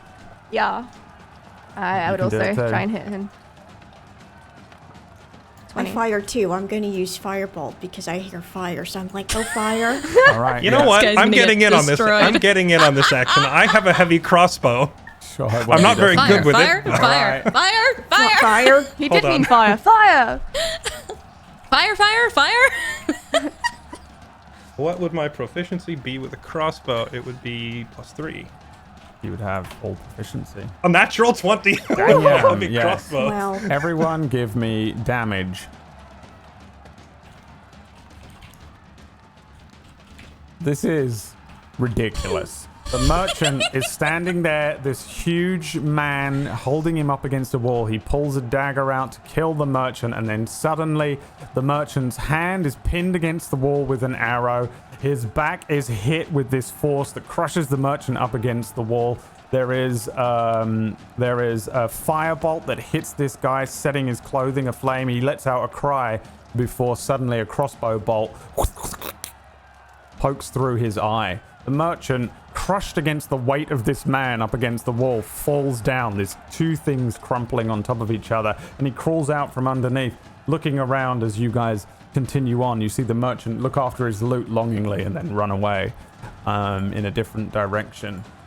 You guys continue to move towards this watchtower. The guards again saying, over there, just through here. If we go under there, we might be able to get up on a roof, or we could push around to the other side. We might be able to get on the ladder and up onto the watchtower, but we'd be seen probably before we got there. He points towards 2 areas that you can go, pointing towards a set of houses. One of them he points at, and there's a ladder that seems to lead up onto a roof. There's a gap between that roof and the watchtower, but you'd have a potential vantage point to fire a little up towards the top of the watchtower. Otherwise, he says you can sneak around the other side and try to come at the actual watchtower from the ladders and entranceway that would bring you up to the top of it.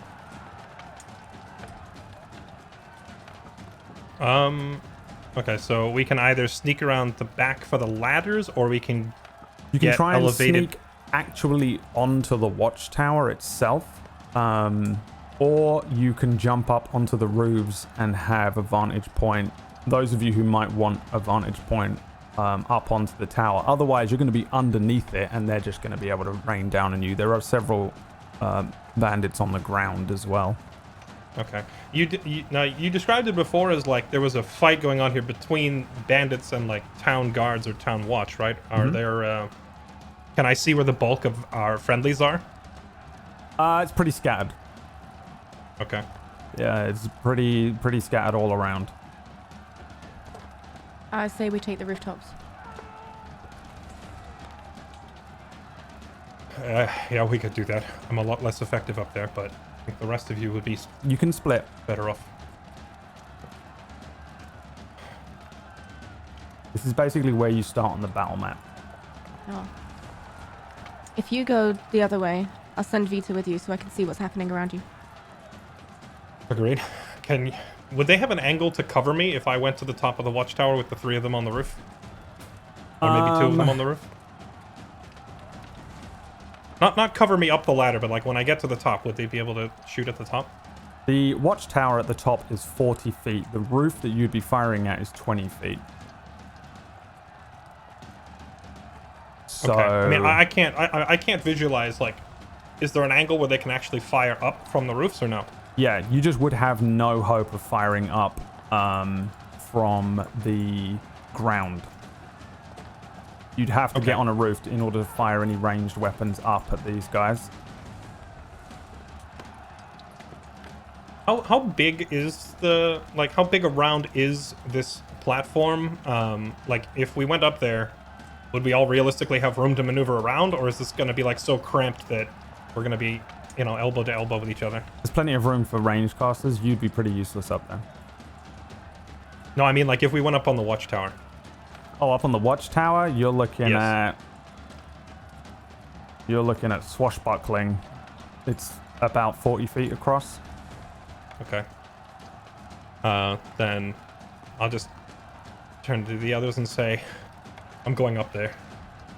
One of you might want to come with, but I feel like one of you two should come with me, and I'm pointing at Fix and Fire. It's up to you, really, who's better up in close quarters, or all of you can go on the roof, I suppose, and cover me from there. I glance at Fire. How are you with your daggers? What about this? Are you wearing the giant rapier that is in your character art? Mm-hmm. Are you good with I'm that? good. Yeah, I can go with Then you. come with me. And then I Merlin, flick my are you hand and okay? Vita sort of like swirls around your head. Wait, what? Will you be okay? Yeah, I'll be okay. I'll stay with Fix. I'll look out for him. Okay. All 4 of you with them on the roof. Archer cover. Okay. So, let me bring you over then to the area where you are. And Will, do you want to try and sneak around or rush around? I'm clank, clank, clank. Up to you, that's why I'm asking.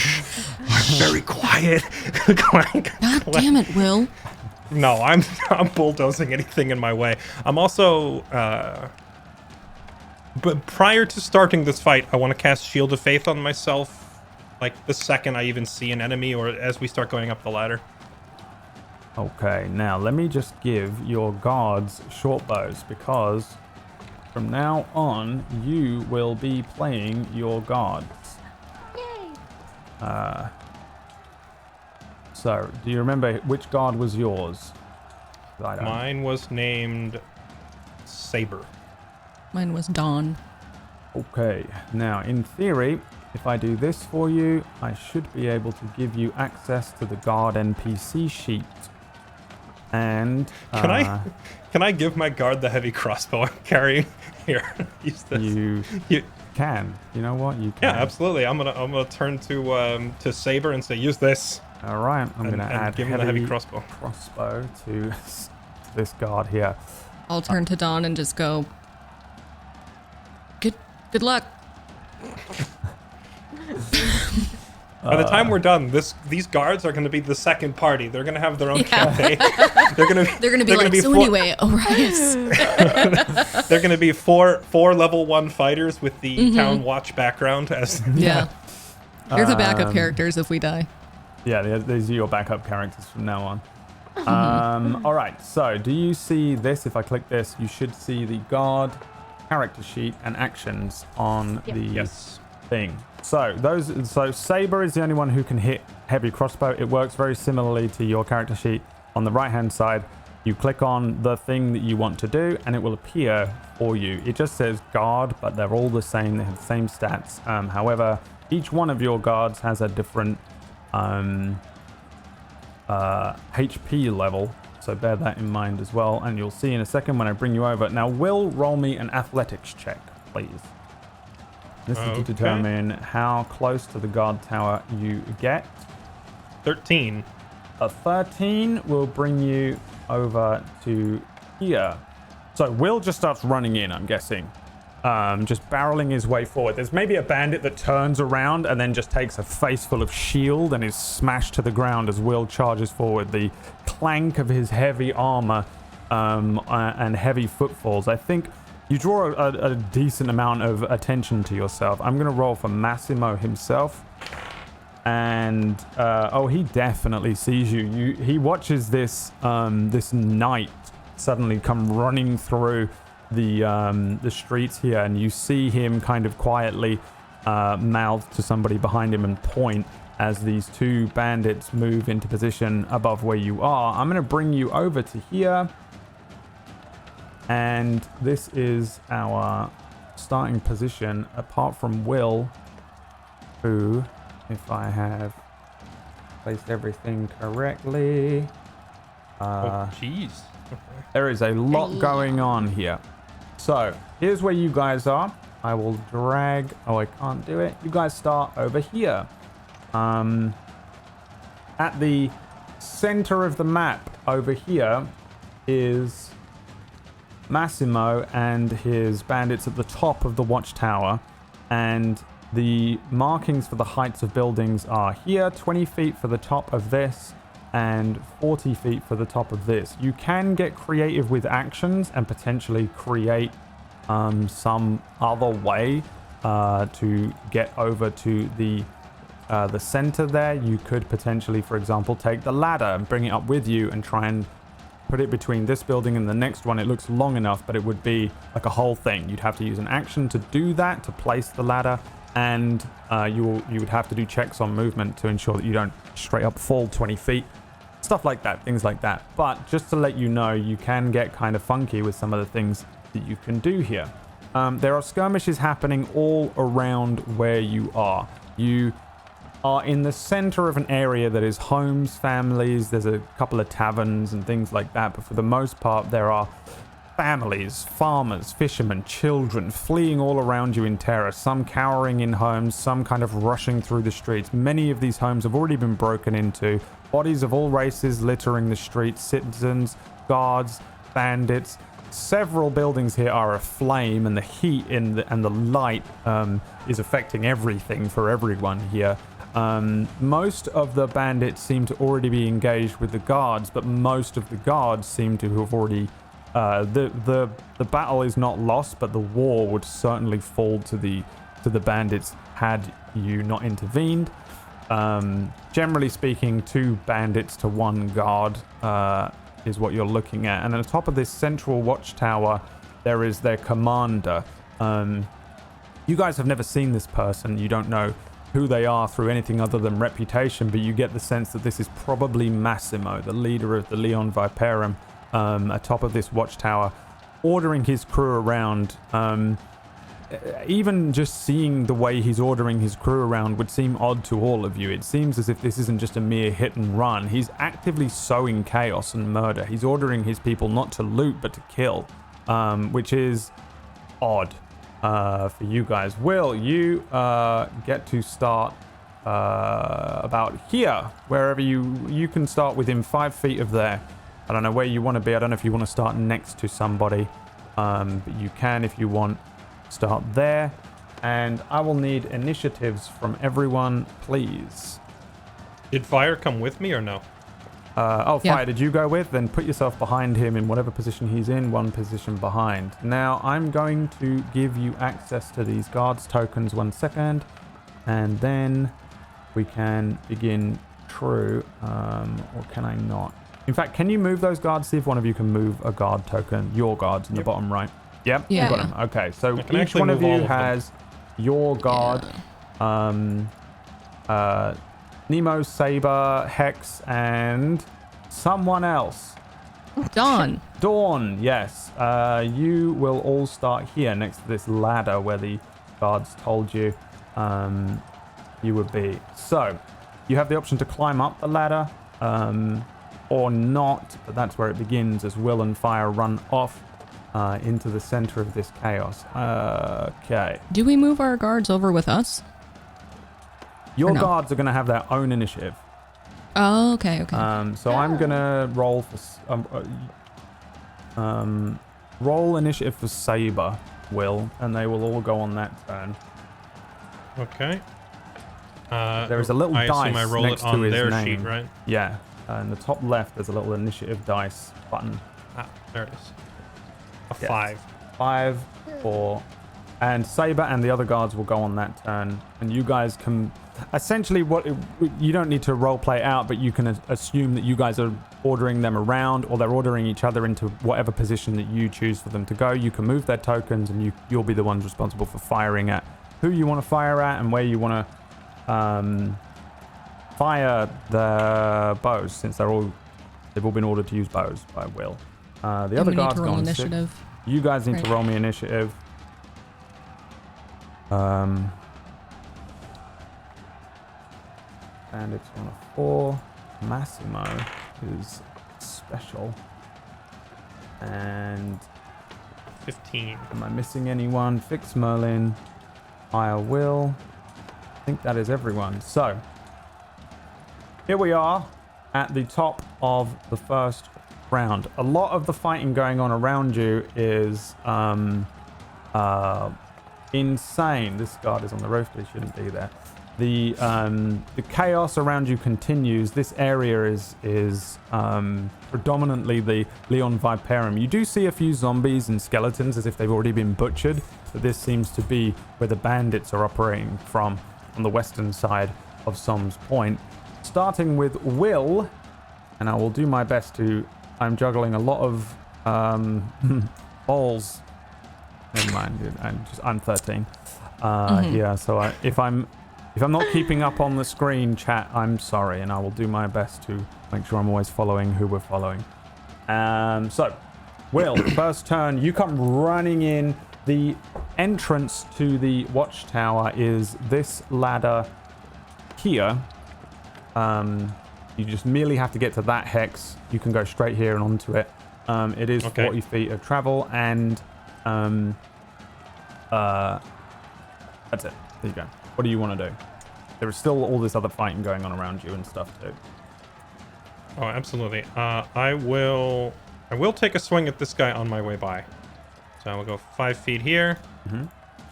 And chop, chop. Chop, chop, motherfucker. Let's see here. Boom, that's a 21 with 5 slashing damage. Then that will absolutely hit. You're just running past him. This kind of guard surrounded by some of his fallen comrades, fighting with these 2 bandits that are standing either side of him, flanking him, trying to toy with him. He's moving around, fending them off as well as he can when you come running in, and this guy is hit with a longsword in the back. 5 damage as you open up a wound on this bandit's back. He turns, suddenly seeing that there is another person here. The guard looks over and for a moment is confused, but accepts the help.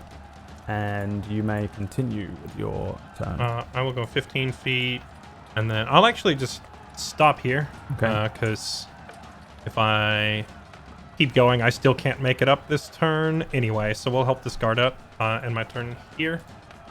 Okay. And yeah. Also, I will bonus action cast Shield of Faith on myself. Shield of Faith. And what does Shield of Faith do again? It will improve my AC by 2. Lovely. Is it concentration? It is. All right. And that brings us to the end of your turn. Fire, you're next. I will pull out my rapier and rush and try to ram it in this guy's ribcage. All right, give me the attack roll. You do not have advantage because he knows you are here now. 10 against the bandit's AC. You rush up behind him. He's already turning around, sees Will, sees you, brings up his own weapon. These 2 weapons, your rapier, this man's scimitar, clash, and the man parries your attack, turning now away from the guard behind him and looking warily at you. A horrible looking human with scars across his face, several teeth missing. Classic bandit looking fellow, this one, as he looks across both of you, a smile at the edge of his lips. At the end of your turn? I'm gonna disengage. Okay, and you may just disengage. go back.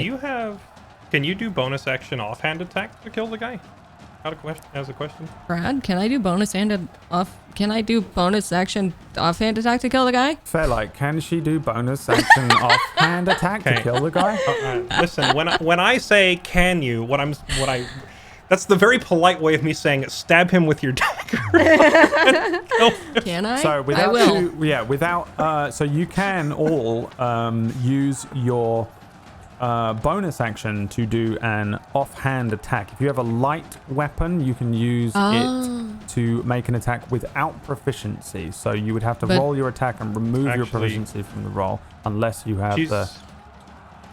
I just remembered she's using a rapier now, Yeah. so I don't actually think she can. I might have to retract the statement. Unfortunately, feels bad, man. You need a light weapon, right? And a rapier is not. I'm guessing. Is it finesse and only? No, rapiers are not light. There you go. Never mind. I forgot she swapped weapons. I tried. Yep. I tried. Okay. Sorry, guard. Thanks for the effort. Well, Sorry, it was guard. worth a thought because it is and also for the record, you could potentially use a dagger in one hand and a dagger in the other. If you did your main attack with the dagger, you would still be able to do this, but you wouldn't have proficiency with it because you don't have dual wielding feet. I think I only have one dagger. Well, Do if I you have- have like a short sword or anything else you can swing in your other hand, that gives you 2 chances per turn to sneak Oh, I attack do have somebody. 2 daggers.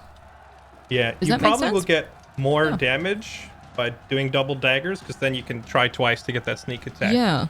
Okay. Can I put my rapier away? Can I switch weapons, or is that like an action or a bonus You action? do the Loki thing where you suddenly bring out 2 little daggers and flip them up into your hand. I just run up, miss, and go.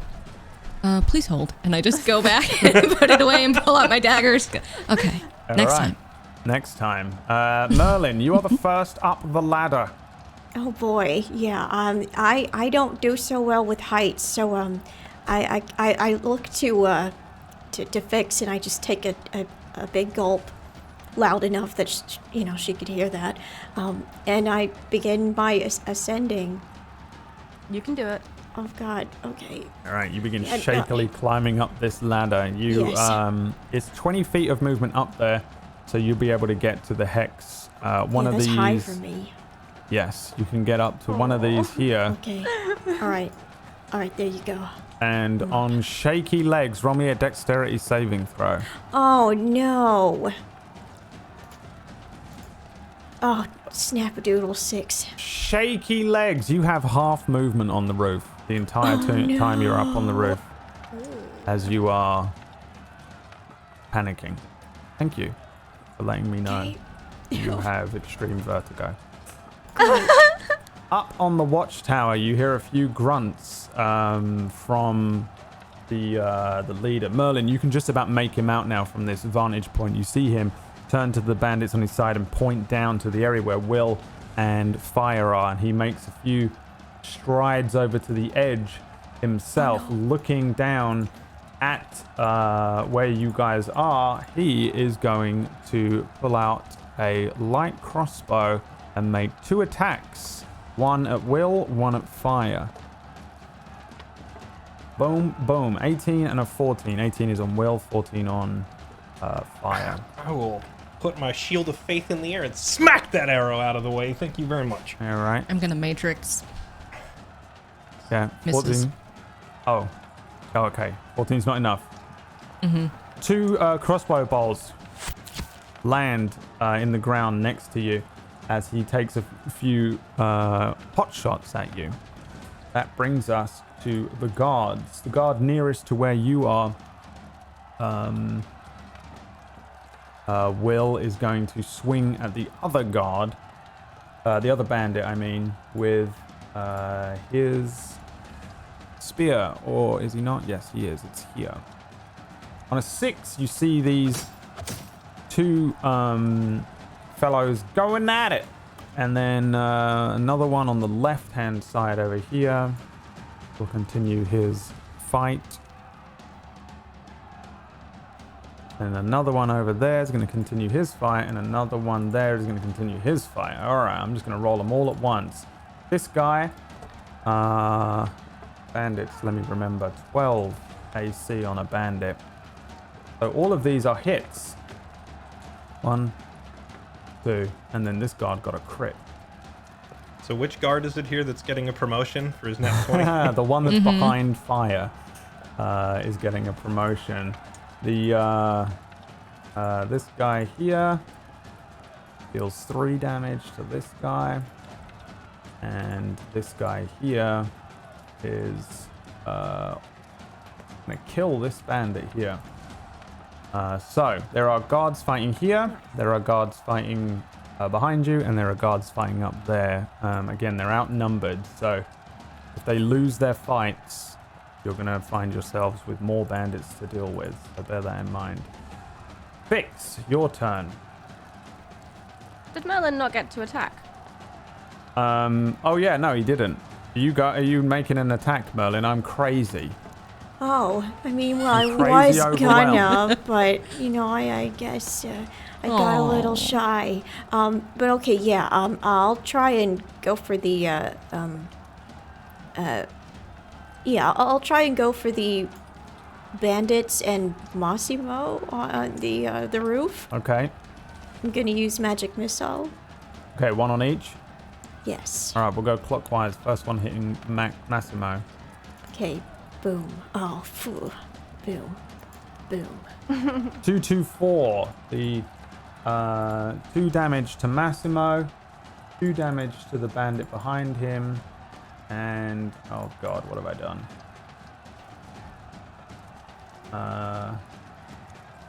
And then 4 damage to the other bandit. All right. And then that would be the end of your turn. Then everything else would happen, and then we come to Fix's turn. Yay. Right, I've sort of helped Merlin get up, sort of like watched over him, and I'm going to jump up onto the roof myself. Yep. Are you adept at climbing roofs? Yeah. All right. But you don't need to roll Absolutely. anything. And then I am going to... Wow. You said you were scared up there. Yeah. True. Could have confidence. I'm going to look at Merlin and say, target the leader. It might demoralize them. Kind of half believing it. And then I'm going to fire... I'm going to hex Massimo. And hex his strength. And Okay. I'm going to fire an Eldritch Blast at him. Okay.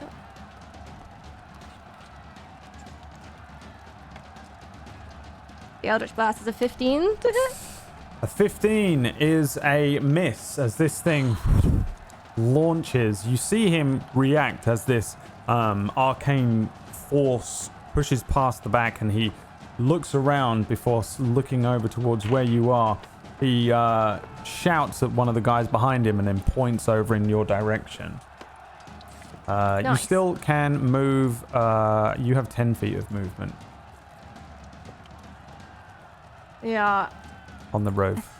I think I'm going to stay here because I think moving upward would just put me... I don't know, actually. No, moving upward will probably put me more at risk, I think. But he's still hexed, so he just doesn't take any damage. Yeah. This brings us to your guards' turns. Let's start with Saber. Sure. Let me just double check the range on a short bow, unless you know it off the top of your head. Range on a short bow is... Oh, don't know what it is. 8320. 8320. Yeah, that's what mine is. All right. 80. 80. Huh? So 80 with... for a 80. I standard thought you shot said and 83. 320 for... 80/320. Okay, gotcha. It's like 83. Measures it down to the 83. 83 and a individual half. foot. Okay, so from here we've got... Oh yeah, they're just in range. Okay. Yep, you can get to one of these spots. Yeah. I will have... Is it 20 feet of movement to climb up the ladder? Yes. So 5, 10, 15, 20, 25, 30. Okay, so he can make it to here. I'll have him move up there. Was my guard not full health before? Did he get hit at some point? Nope, yeah, these are the ones that they were Oh, pre-marked. I just okay. Yeah, the only one that's I will have full him- health is Dawn. No, it's hex. It's mine. Oh, is it Hex? Yeah. Yeah, yeah, mine. it's Mine's I'm purple. probably I'm I'm zoomed probably all thinking the of way the out, one so that I can't see very well. I probably got it mixed up with the one that stayed out on the bridge. I will have him fire his heavy crossbow at this guy here that is engaging me, Okay. because I don't trust him to actually hit Massimo. Oh, well, I should have shot at Massimo. That's an Should've shot 18. Massimo. An 18. 4 piercing 4 damage. piercing. Yes. Crossbow bolt coming in. Strike at the bandit that you are doing combat with. A glance over, you see Saber with this heavy crossbow of yours. He hits this bandit. The crossbow bolt hitting him in the back of the shoulder, and he stumbles a little forward, but the bandit kind of shrugs it off. He's still standing, but he doesn't look too great. If you three want to move, in fact, on the guard's turn, you can move your characters at the same time, just to save time if you want. If all three of you want to move your guards into position, you can move them up on the roof, or move them further in if you want. If you move a guard up onto the roof, you can put this one here if that's what you were going to do with Dawn, whoever's in charge of Dawn. Brian, I believe. Yeah, I'm in charge of Dawn. Where do you Dawn want to can go? reach either of these spaces as well. I'm counting it right. They have the option of using a spear in melee range or short bow. Remember, only Saber has the heavy crossbow. Mm-hmm. And let's go clockwise again. Let's go with Hex first. What is Hex doing? Hex is gonna. He's gonna throw his spear at the bandit in front. Oh, all right. It's an 11. An 11 against a bandit is just a miss. The bandit kind of just avoids this. By pure luck, this spear launches over the top of one of his shoulders as he's fighting with the guard. He glances back to see what's going on and sees Hex running in. That is the end of Hex's turn. Hex also doesn't have a spear, by the way, now for the next turn. Yeah. All right. So remember that, because I won't. It was calculated. All right. Dawn's turn. Dawn, is gonna take a shot at Massimo. At Massimo. Short bow. Short bow on a 3. Wow. Dawn, kind of shaky, hasn't used a short bow since training. She lifts her bow up, aims, and fires this arrow. It flies very high up above the thing. You see her shaking off the fear, the chaos, the terror of everything that's happening around her, the dead bodies, the city that they were charged with defending, and you miss that shot, which brings us to the last one, which I think is Nemo. Yes. Yes. Nemo, he climbs up on the roof, and Merlin, without saying a word, he just looks to Nemo and points at the bandit that is got eyes on us on the roof. So Yes. he'll use a short bow. On this one, yeah? Yeah. Oh, 13. 13 is a hit. Oh, Yes, so yay. you just click on the word attack and that will be the damage. 2 piercing. 2 piercing damage.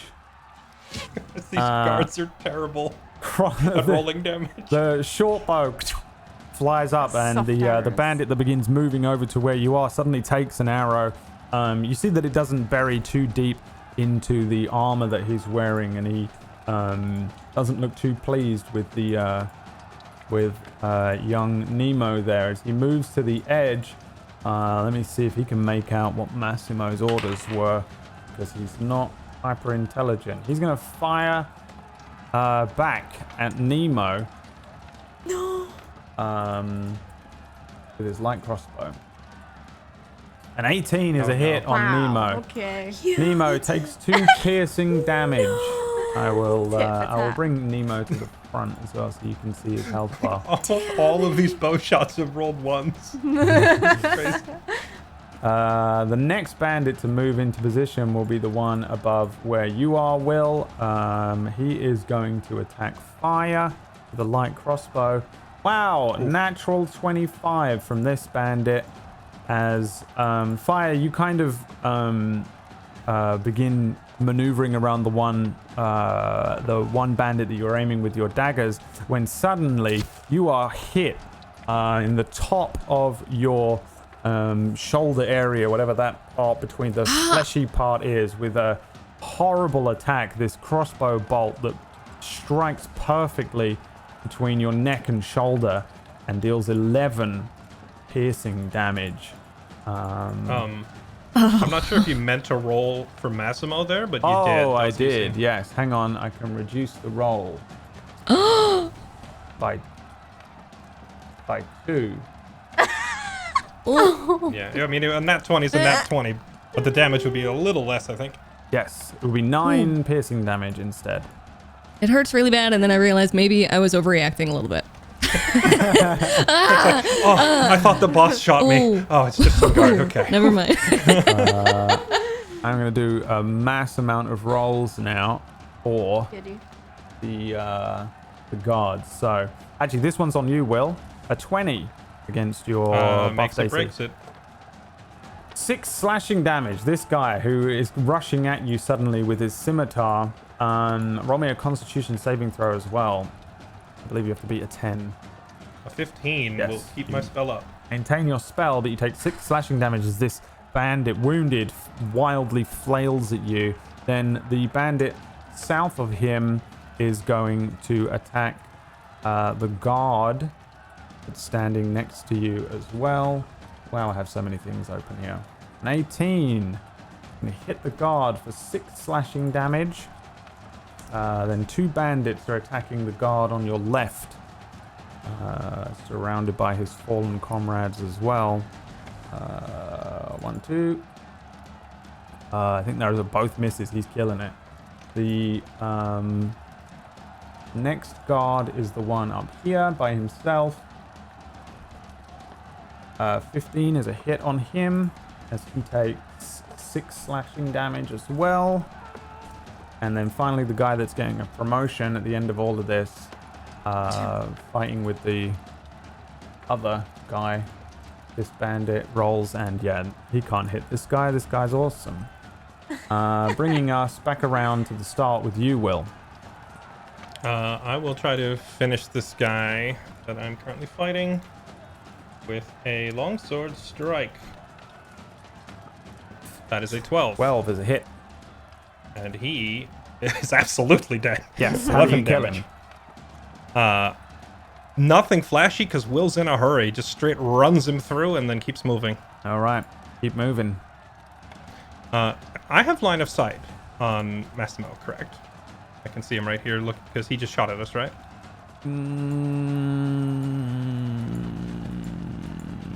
Like he just shot at me with a crossbow and hasn't moved, so I would still be able to see him, right? All right, I'll allow it. I want to look up at him, and I will activate my bonus action, Vow of Enmity. Okay. Effectively the "you're going to die" skill. Yes. So yes, I'm 100% doing that. I'm scared to use sound effects because apparently when I did this in the pre-show, it blew up everyone's eardrums. Do it, coward. Do it, coward. I'll turn you All right, down. well, that's a volume warning. Well, actually, I'm going to look up at him and yell first. I'm going to just say, back in? Question mark. The figure looking over the edge shouts back down to you. How you know that name? Will's actually going to interpret that as a yes. Yeah. And he's going to look right back up at him and say, "You're a dead man walking." And it is 100% obvious that the threat was not just a threat. There was magic involved. And then 5, 10, 15, 20, 25, 30. I will end right at the base of this ladder. The figure kind of shakes his head a little bit at the weird magic thing that happens and then turns to the bandit next to him. They just laugh. This is another soldier trying to kill him. What are you to him? Fire, your turn. I'm hurting. Can I see, what can I see if I look up at the bandit and Massimo? You can see like Can I- like you can see the tops of their heads. They are essentially in like quarter cover. Okay, so I have a question then about my skill that I have. What's your skill? My skill that I have is Misty Step. But it has to be an unoccupied space that I can see, but I don't know if I can see any unoccupied space up there, like the angle of the roof. I can't tell. It's 40 feet up though. Is the range on that 30? Oh, it's 30. Shit. That would be so awkward if I just... You could get... Maybe you could wall run up a few feet like Prince of Persia and then miss step the Dude. rest of the way. I will fucking completely allow it if you don't fuck up a dexterity save. Oh my god, please. I'm gonna grab my shoulder and just go, Will, I'm about to do something crazy. Be careful going in before me. Okay. Around the corner. So you run 10 feet up the wall Yeah. and then attempt to Misty Step. So roll me a dexterity saving throw. If you roll under a... What would it be for you? We'll say a 10. You're gonna fuck it up. Come on. Please, please, please, please, please. Oh my god! Bro, do whatever you want to do. Tell me how you do it and place yourself wherever you want on the top. Okay. Russian. So It was what the I most Russian do, thing ever, yeah. I fucking Matrix run. I do like the side wall run, and then I just put my arm up and point at him, and I want to be right fucking behind him. Yep. Sick. Can I shove him? Please You say, "Oh, my absolutely woman." may try to As he shove gets him. up there. I just want to go, hi there, and try to shove him as hard as I fucking can off the roof. Okay, now a shove is that you use your attack action to push them 5 feet away from you. So you need to make an athletics check versus his. I will roll his first and see what you His have to athletics beat. is at disadvantage from Fix hexing his strength. Oh, Teamwork! damn. You got to beat a 13. I believe in you. I believe in you. Please, please, please, please, please. Yes! Oh, the Later, nerd. Is this? So this is. Fuck you, buddy. This is this is Sparta moment. As Yes. you run up this wall, you vanish, you appear behind him, and then you just push him. He's completely overwhelmed by shock, turns around, is hit, stumbles, the edge of the watchtower breaks as he falls through the balustrade and then falls down. So this will be I think 4d6 as he falls 40 feet. So if you want to roll me 4d6 as Massimo is going to fall off of this edge and take 14 damage.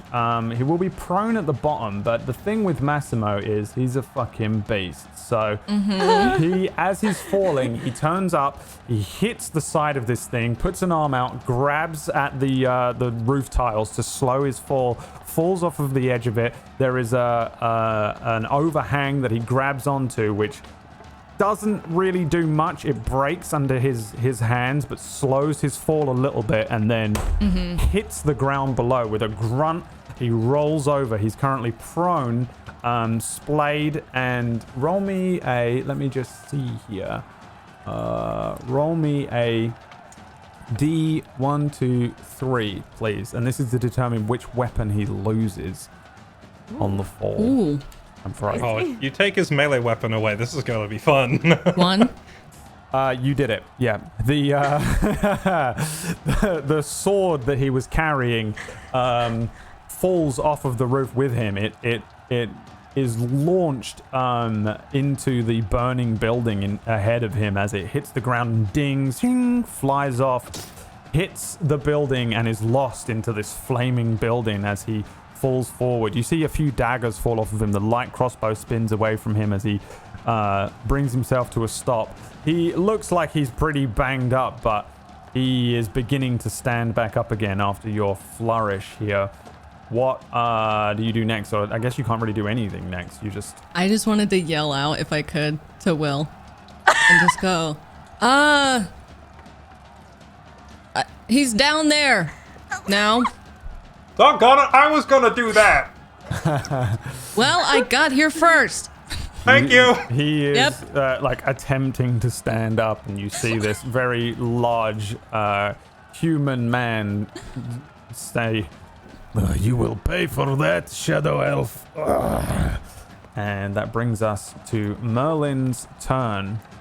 Merlin's on the jaw is still roof. hanging at the awesomeness that was. All of the friggin- gods are oh my like, God.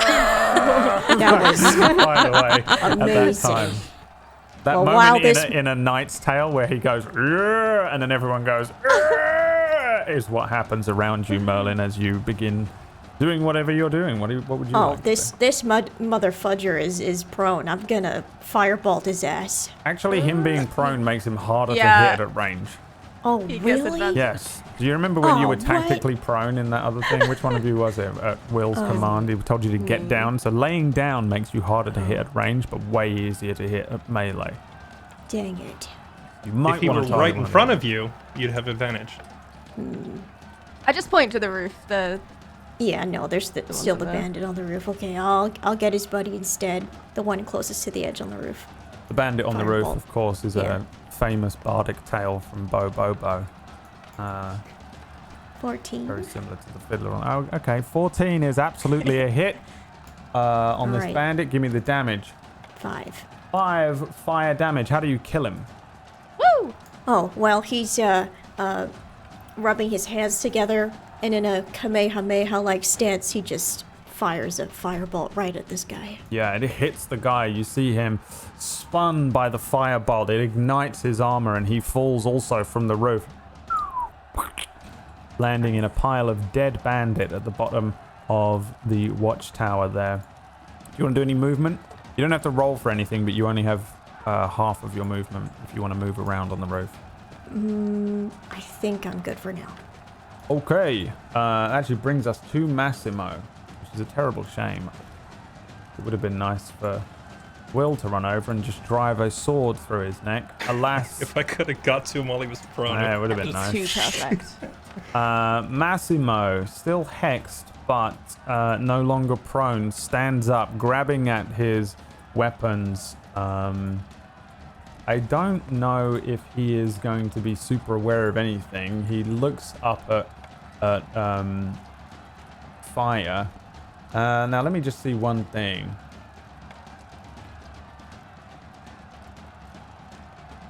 This is they're not in range. Okay. He's gonna run over to this guy, or he's gonna bowl over to this guy in that like menacing large man with daggers way, and he's gonna make 2 dagger attacks, I guess, against this guard. A 20 and an 11. One hits, one deals 5. Oh, he kills him.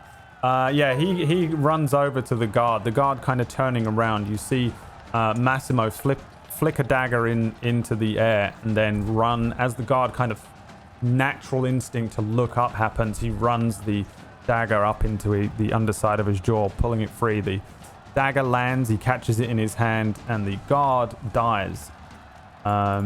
Massimo looks at the bandit that was fighting him and says, "Kill elf." And that brings us to all of these guards' turns here. I'm going to roll through them while Fix tells me what she does. Nice.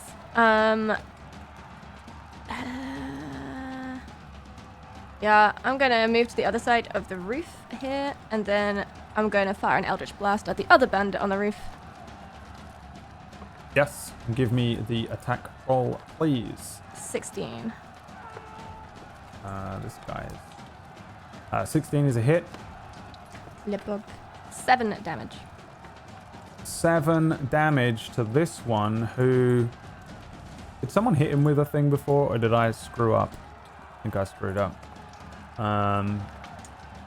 7 damage. He is hit by this Eldritch Blast, and he takes 7 damage. He's pretty upset, but not dead. And the guards continue to fight. Two of them actually killing two of the bandits around them. As Fix fires an Eldritch Blast across the rooftops up to the watchtower, past Fire hitting the one next to him. Are you moving or anything, Fix? I moved to the other side of the roof, but that's it. All right, now this brings us to Saber and the accompanying guards that you have. Saber first, which is your one Fairlight. Oh, right. Your guard. Sorry. That's right. Yes, it is my guard's turn. He will fire at which guard was it that just got hit by the Eldritch or which bandit just took that Eldritch Blast? The one next to Fire. Oh yeah, he took a magic missile. Yeah, Oh, he did 2 damage. Yeah, so he he's does taken have damage on him. Yeah, sorry about that. 2 I should've damage, he spoken would up. still be alive, but yeah, that was... Yep, my guard will attempt to back up Fire with a heavy crossbow shot. Only a 5 though. Only a 5. Vroom. The crossbow bolt hitting the side of the watchtower. That brings us to the next one, which is Dawn. Trying to aim the crossbow, and he's just like, God, that was the coolest thing I've ever seen. And it's totally distracted. He can't aim. Dawn will try to do the same thing. Hit that bandit with the short bow. Go for it. Same thing. Hits the side of the watchtower. Nemo. Nemo is gonna do the same with his short bow right. and try Can and get Nemo that do that it? sucker. Come on, Nemo. Based on Yes! yes. Roll the Hey. damage. I think you... 5. Yes, easy kill. The arrow flies in past you. Fire's just standing there, like waiting to kill this guy, flicking a dagger up as one crossbow bolt hits. The next one gets a little closer. I'm like, huh? And then the next one takes the guy out, and his body crumples, and he falls off the roof, hitting the ground. Thank you. Yes, the 3 on the roof of your guard companions finally hitting their target, leaving us with Hex, the final guard. Hex will take a short bow shot at the one he tried to hit with a spear. Yes. 13. 13 is a hit. How do I roll damage? Actually, it doesn't matter. He has 1 HP, so it kills him either way. Nice. And then he's going to run over and retrieve his spear. Yes. All right. He meets up with this other guard, and this guard is now clear of what he was doing and things and stuff. This brings us to the bandits. I will roll...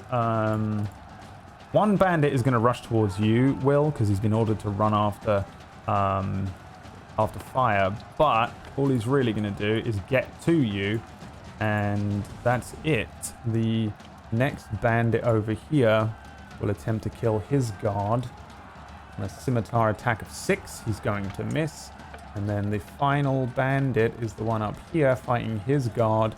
On a scimitar attack of 19, he's going to kill this guy. Yes, this guard actually dies after having just killed one. The guard up top is hit with the scimitar, and that guard loses his skirmish with his 2 bandits, bringing us back around to Will. What would you like to do? Okay. Has this guard in front of me taken damage yet? I can't remember with all the dice we've rolled. He took damage from the previous guard. He's looking pretty battered up. Yes. Okay. In that case, since no one else really has a shot on him, I will try to finish this guy before moving up. And that is an 18 with 7 slashing. Yep. Another run through, I'm guessing, as you quickly dispatch with this bandit. I think this guy gets clotheslined WWE style because he's trying to run up to get to Fire. Just take his dome off as he runs by. Okay, out of nowhere, and then you want to move? And then I will move. How far is he? Yeah, what the heck. I'm going to move up as far as I can. 5, 10, 15, 20, 25, 30. I was sitting here like, what would be the most tactical? Actually, Will would be bum rushing this guy in a blind rage, so he would be right here. And I'll end now my you're turn there. very close to Massimo. He can see you, and he says, Ah, so you're the ones the wizard was speaking about. Oh. Who are you? I am a Massimo, leader of Leon Viperum. Why you not join me, good fighter? You used to fight for king. How do you know? The way you fight, I was trained same, and you have a particular emblem on shield. Why you fight for this bastard king? He not care about you. I'm sorry, did you say you were trained to fight for the king? When? Many years ago. I am young, but not that young. And you've resorted to this? Resorted to what? I am a king. Murder, on my robbery? own. Yeah. Look around you.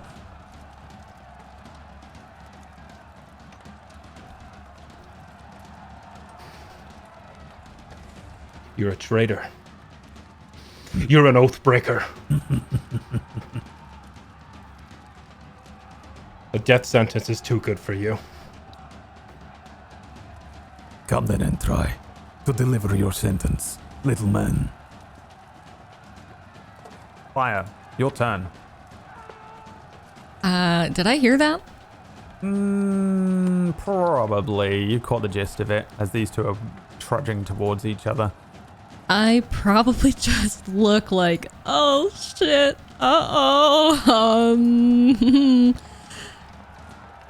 and I'm just gonna step up and take a shot at him with my short bow.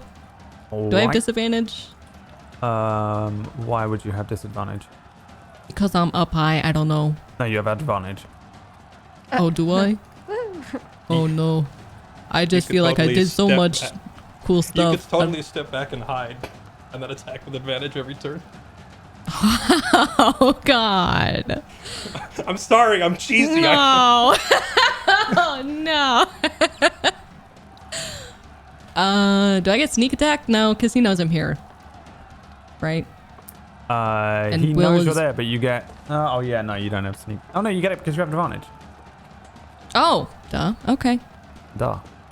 Oh, there you go. 12. An arrow comes in, and it hits Massimo from above. You see him kind of moving towards Will, and this arrow strikes Massimo's armor. He's well armored, thick-looking, boiled leathers, and underneath it, you can see that there is...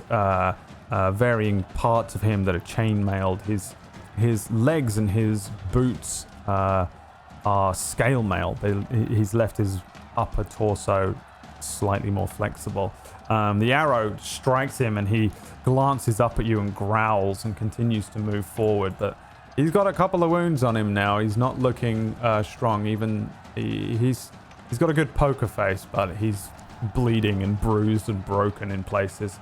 And Yep. What do you want to do next? That was my... Well, I was going to see if I could try to pull the ladder up, but I think that's probably a full action. Yes, it will be full action to do that. All right, I'll just step back and hide then. Okay. Merlin. All right, I'm gonna take a step closer right behind Saber, and I'm gonna cast Firebolt right in between his legs, and I'm gonna strike Massimo. Okay. Is this with advantage since I'm up as well? Yes, it is. Yes. Boom. 19 is a hit. 8. 8 fire damage to Massimo. He's moving towards you, Will, and a firebolt hits him. You see him kind of once again struck as he stumbles forward, being hit by the fire bolt, and he says to you, Will, This is how you fight, huh? You need to soften me up. Weak. Weak as I expected.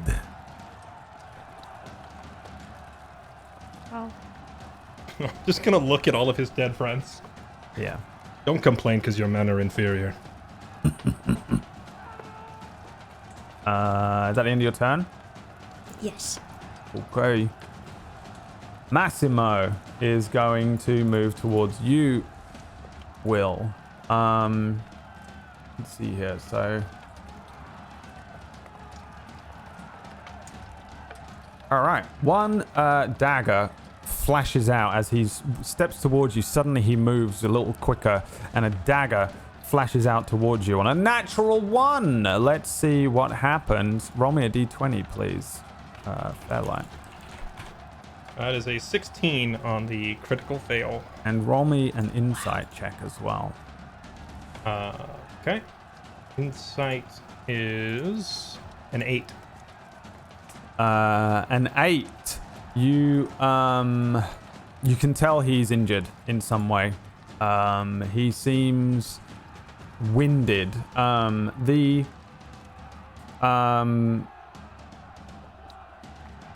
While he flashed the dagger, he was doing something else. Let me just roll this like this.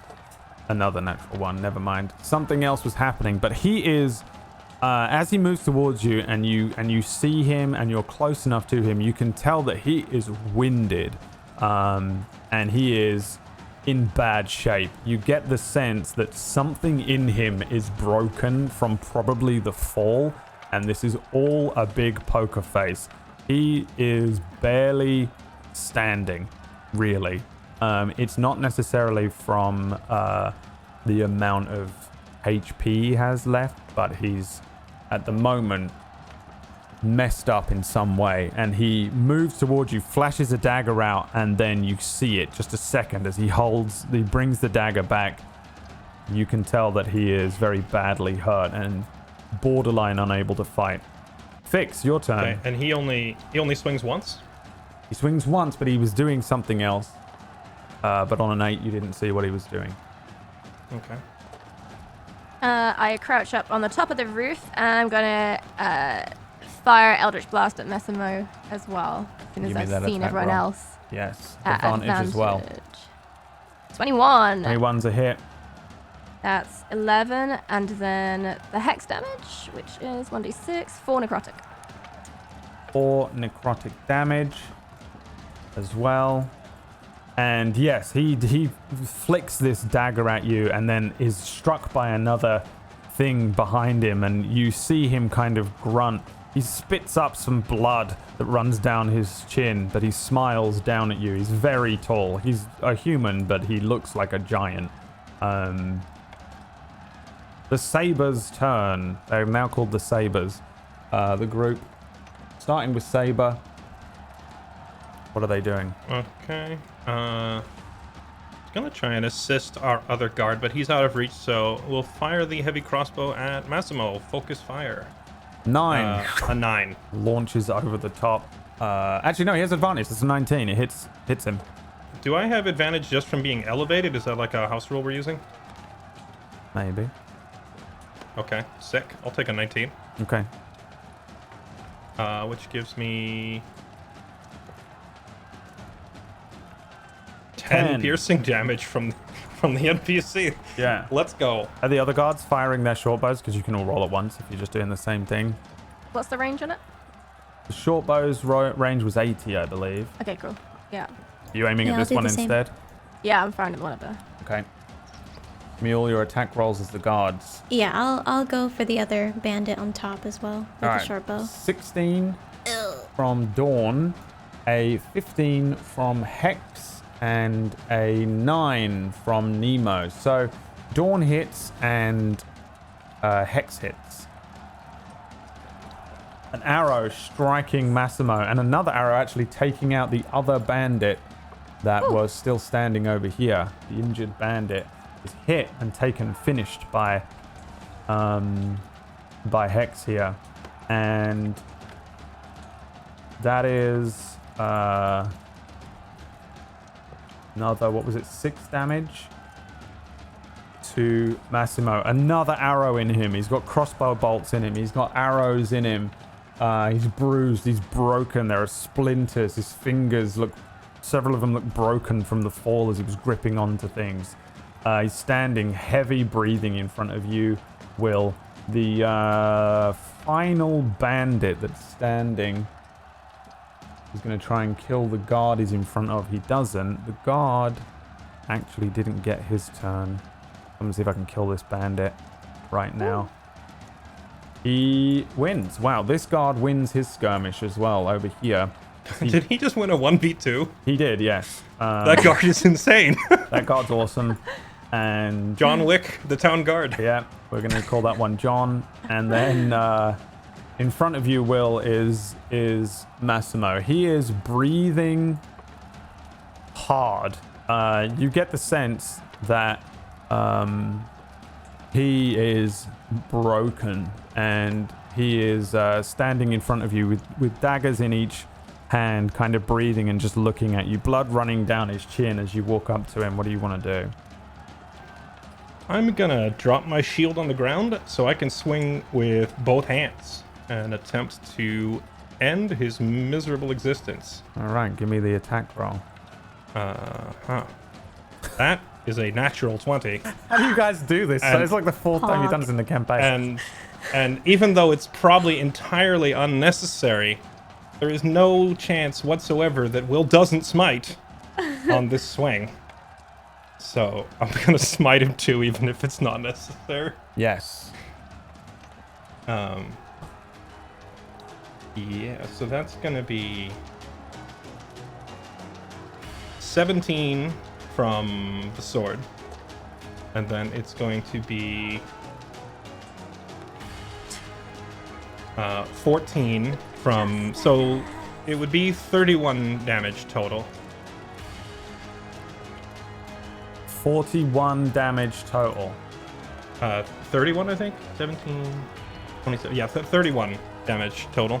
31 damage total. As you're walking up to him and you drop the shield, he looks down at you and says, You are too late. Mackin killed my teacher.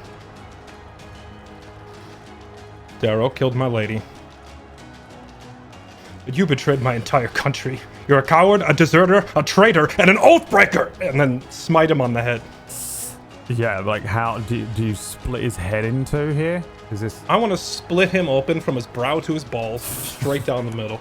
Absolutely. That's what natural 20s do. And you end the combat by splitting Massimo in two. He is so beaten up by the joint effort from everyone already. It takes nothing for you. He doesn't actually even react. You get the sense that he can't really even lift his arms anymore. And you get this just absolute epic kill as you bring this thing down with the smite as well. Splitting this person in two. There is a thunderous kind of chime as the rupturing of this person, as this smite goes off, and the... Do we need a smite sound, Brad? Do we Give need a me smite one. sound? Have you got one? We got a smite sound. Ends the combat. The guards standing around you, the ones that have survived, the ones that were following you, looking on. You have John over here, who kind of stumbles backwards and looks over to the guard tower. You have the other guard who was getting a promotion at the end of it, looking around him wildly at what's happening as you four have appeared. And that is where we're going to end our session today. Oh my god! Congratulations on the 2 wins in the combat, and what I should say is 2 successes, really, because there were fail states, and you could have lost more of the guards in the first one and brought less of them along and stuff like that. There is a flow chart that I had to make. I actually had to make a flow chart for this, for the varying options and splits and stuff that could possibly happen as you approach this battle and the siege in general and what's going on, and the secret countdown clock is ticking as well, as you guys are maneuvering through this town. We'll find out what you guys do next time, but for now we're going to do a round of shout outs, find out what you guys are doing in the week, and we're going to get out of here. First of all, let's start with the smitening smitener. Where can people find you, Mr. Smite? You can find me at twitch.tv/Fairlight_Excalibur, and surprisingly, my name's not actually Smite. I played You will be playing Will the Smite Paladin. all week. No. I did enjoy that game back when it first came out. But yeah, no, lately I've actually been honestly, I've been bouncing between every different game lately, so I haven't really had one. But I'll be playing D&D Dark Alliance when that comes out next week. You can also follow me on Twitter at FairlightEX. And yeah, I have been, looking forward to smiting this guy since we started. I wasn't expecting to find him so soon. I was kind of surprised to find him here before. I figured we'd, kill his minions, and then get to the leader. But finding him here, that's very possible to do that, by the way, based on... this was just the choice that you made, based on the choice you made. There's varying minions are in varying places across the town. And, the options that you presented yourself with were Massimo and the tiefling caster that was on the other side. That was one of the things. I was curious as well. I thought if he comes here, it's almost like impossible for Will not to go after the leader. But yeah, he was actually really tough to beat, but you just obliterated him. The epic push off the side, which disarmed him. He has a move which allows him to disarm you, which is what he rolled for and rolled a 1 on, so he can actually disarm you. He's got all these tricks. He's got some other stuff that was just useless to him in this fight. He can actually order people to attack and move them off their turn and stuff like that, but he didn't get to do any of it. You just obliterated his whole plan, and he was the tactician, so you just came in and he underestimated his foes, you know what I mean? And that's how it is sometimes, even though it seems like he was maybe somewhat expecting you. He told you were too late, but you in terms of him, you just obliterated him, which was interesting. Attacked twice, can disarm and order other people around. He was a level 5 battle master, Brad. I see what you're doing over there. I see what you're doing over there, Brad. He was something. That's for sure. Anyway, thanks for running the session, Brad. Had a blast. Yes. What about Fix, who also had a tough moment? Fix was here. That's about all I can say, really. I was mad at myself, actually, because I was like, shit, I should have hexed the other bandits, because then I would have actually got something out of it, instead of... I didn't realize that he'd be so chunky, so... That's my bad, really. Of course he'll be chunky. He's the big bad guy. He's gonna be... Well, Final you Fantasy did rolls. contribute, though, because without your hex, fire would've might have still struggled. Actually, yeah. What was that roll? If we scroll up... I think you would have still got it, because you had... I think she rolled pretty high, right? Fire's athletics check. 22. Oh, she it was probably had 22, him regardless. so she was good either way, I think, yeah. If she hadn't got up there first, I was 100% looking to run up and thunderous smite him off the roof, because that has a 10-foot knockback. I was gonna go for the same thing. Yeah. I didn't realize we had advantage from the roof, so I was like, So yeah, helpful. the point of this was that him and his boys had advantage, and I think I forgot, so that helped you as well. I was just trying to play with elevation on this one for this battle cool. map. So sick. I like to try and do different things with the battle maps, especially on set pieces that are like this and not just random encounters. This one was my elevation. Have fun with elevation. You could all potentially have also used the fire around you. I wondered if you'd get into a bit of a skirmish up here on top. I didn't know how you guys would approach it, obviously, but you could potentially have used the fire here, or push them into the fire and things like that. So I don't always put things there on purpose, but sometimes I do put things there. And if you see it, you can potentially use it. I also had ready and prepared to go on the GM layer. If I come over here, hold on a second, and then send it to the map layer or the token layer, a ladder that you would have potentially been able to bring over and use to your own advantage. So you could have brought the ladders with you and used them entirely. This is my GM brain trying to preempt as much as I can, but also give you things to potentially play with.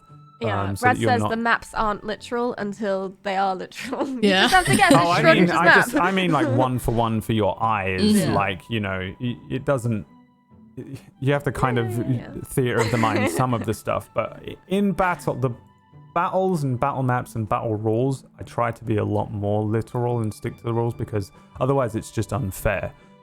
You know, as a GM, it's not fun when I'm suddenly like, well, I've decided it has 10 more HP now, or, you know, or whatever, you know. I've decided I win. Or it doesn't have this, or suddenly I've changed a rule, or although I do have certain homebrew rules, I try to keep within the constraints of the actual rules for combat, because otherwise we get into a thing where I murder Fix, and then everyone's complaining that I twisted the rules at the last minute, or I didn't do this, or I didn't do that. So, yeah. Wow. But I mean, like, generally speaking, if you see stuff and you want to be creative, it doesn't always have to be I fire my short bow if you don't want it to. In my head, I was like, I wonder if they'll command the guards to, like, run around with the ladder and... like, I don't know what I was thinking, but yeah. I was thinking like, oh, I might go to the edge of this roof and misty step over if they were in trouble. So I was like, Yeah, I was making sure I cool. was lined up to do that kind of thing. But yeah, we had a cool misty step. Would have been a double misty step. But yeah, all of your stuff that you do and however it comes out is how it comes out. I don't plan for any of it. I just like to put things in, and if you fuck with it, then you fuck with it. But yeah, this one mainly I kind of wanted to do something with elevation here. Where you have this main central watchtower that's been overtaken by them, and you just nailed it, really. I mean, you ran in, you succeeded on jumping all the way up a 40-foot tower, and then succeeded on kicking the main dude off of it and brought him down out of range from any advantage that he does have, and you messed him up. Just completely messed him up. There needs to be fan art of that, because that was so cool. Oh my god. This is Sparta. That was so cool. I can see like a silhouetted version, like a poster. Just a watchtower, and then just two people with being spotted off the edge. Like a little question mark over his head as he's like, how did you... As he's flying off the tower. What the fuck? Boom. Very good. Anyway, sorry, Leah, you were saying stuff, I think. I stream on Twitch every day. Twitch.tv/Leah. Leah was on a plane today, by the way, guys. Just bear in mind that she arrived 20 minutes before the session from another country. I'm going to sleep so hard after this. Yes. Dedication right there. Yes, dedication. What about you, Merlin? I can speak. Oh, hi. I'm DisBRX. I played Merlin Puck for you today. Oh my god. Freaking the teamwork today was insane. Well done, everyone. And of course, together. Brad, thank you so much. This was a great sesh. Thanks for coming out to watch everyone. Yeah, you can find me here, Twitch, Twitter, DisBRX. Yeah, that's it. And at Disby's house, which is... Yeah. Hasn't she just given her a real address? I live at 145 Disby Road. Disby Road. Yeah. I imagine Disby does live Disby like Road. in 123 Disby Road. If Disby was like, oh, dude, I live in a lamp, I'd be like, yes. Yeah. If Disby was like, I live in a shoe. I live in a shoe. Yes. In a grove in what looked like a fantasy. I'd be like, yeah. I live in a giant mushroom. That's exactly. I would believe it fully. Streaming, you know, like it's all fantasy. It zooms into the shoe, and she's there with like a full setup. All right. What about you, Bri? You can find me, Brutal Bree, everywhere. Today was so fucking cool, Brad. I loved it so much. There were so many parts that reminded me of Final Fantasy IX, which is my favorite game of all time, and I was very happy, and I was gonna be like, can I go check by the ladder to see if there's hidden gold? Because when you go up on the rooftops in Final Fantasy IX, there's gold sometimes. Yeah. But yeah, it was very cool. I can't believe I fucking rolled that. Oh my god. I was so nervous. I'm like, this is going to go really badly if I don't manage to do this. And then I did. It was so cool. The epic moments in this were awesome. Anyway, I've been playing Ark. I've been role-playing Cooter O'Duel. Okay. What? I can't say Cooter O'Duel on here. You say it to me, I'm English. It doesn't mean anything to me. Okay. That's his name. I'm sorry that you're making fun of his name. He was given, that's his birth name. All right. It's fine. But yeah, I've been playing Cooter O'Duel, Brad. I've been playing Cooter in Ark, and it's been super fun and ridiculous. Absolutely ridiculous. So if you're into, and also Mistlight After Dusk tomorrow. Yes. Yes. Maybe special guestesses I might have tomorrow. I think Yeah. we're overdue for as much of us as possible round table. I think would be fun. Are all Yeah, we three of have you to. on as guests for it tomorrow? Is that what's happening? Oh, wait, we might be doing that horrible thing where you're roped in live to a thing. Yeah, that's what you're doing, Brett. I think I am, but I couldn't remember if you'd planned it for last week and then everything went wrong with scheduling. But Yeah, I had and to then I'm doing that freaking thing where cancel someone's like, last "Hey, week. you want to be on my podcast?" And you're like, yeah. You're going to be on the show, Have to right, now, 'cause everyone? I I will go ahead and volunteer. Thank I'll you. volunteer in advance, so you don't have to put me on the spot. There Thanks, Fairlight. Fairlight at least will be there. Fairlight at least will be there, and me and Disby will be playing. We'll be playing Hearthstone? Streets of Rage quietly in the corner. They'll be They playing will dodge Hearthstone. it entirely. Yeah, we're not gonna be there. We got better things to do, haven't we? Disby? We're gonna go. Yeah, and, I'm sure. We're gonna go and visit a shoe salesman. Gonna go rub some lamps. I don't. I'm very tired. Yes, so check out that Mistlight After Dusk tomorrow. It's on Bree's channel, which all the links to everybody's channel is below the stream or running alongside in the chat. Or if you're on YouTube or in the future watching VODs, you should be able to find links in varying descriptions and things and such. And check out Brad. Everybody Including check my out Brad. channel where I've Check out Brad, give him love. I don't know. And I wanted to quickly show some fan art because there was some sick one. Like, there's been so much good fan art, and I struggled to pick two a lot of the time. But let me just quickly show you these two. One of them was absolutely unbelievable. It looks like I commissioned it. Yeah. We had the first piece on the left, which was posted by someone called Alec, Oh my but it God. also just says at Kara's Alexandra on Twitter. So I just left that one unlabeled because it's on the bottom. It's so good. It's like That's Blowing. how did I miss this one? I cried. dude, it is I've saved crazy, it. Everyone. crazy good. So thank you for that. Looking at It's it. so good. And we have another one from Inorganic Phosphate of the. It was so. Phosphate wrote the title of this as "Ugly Chicken."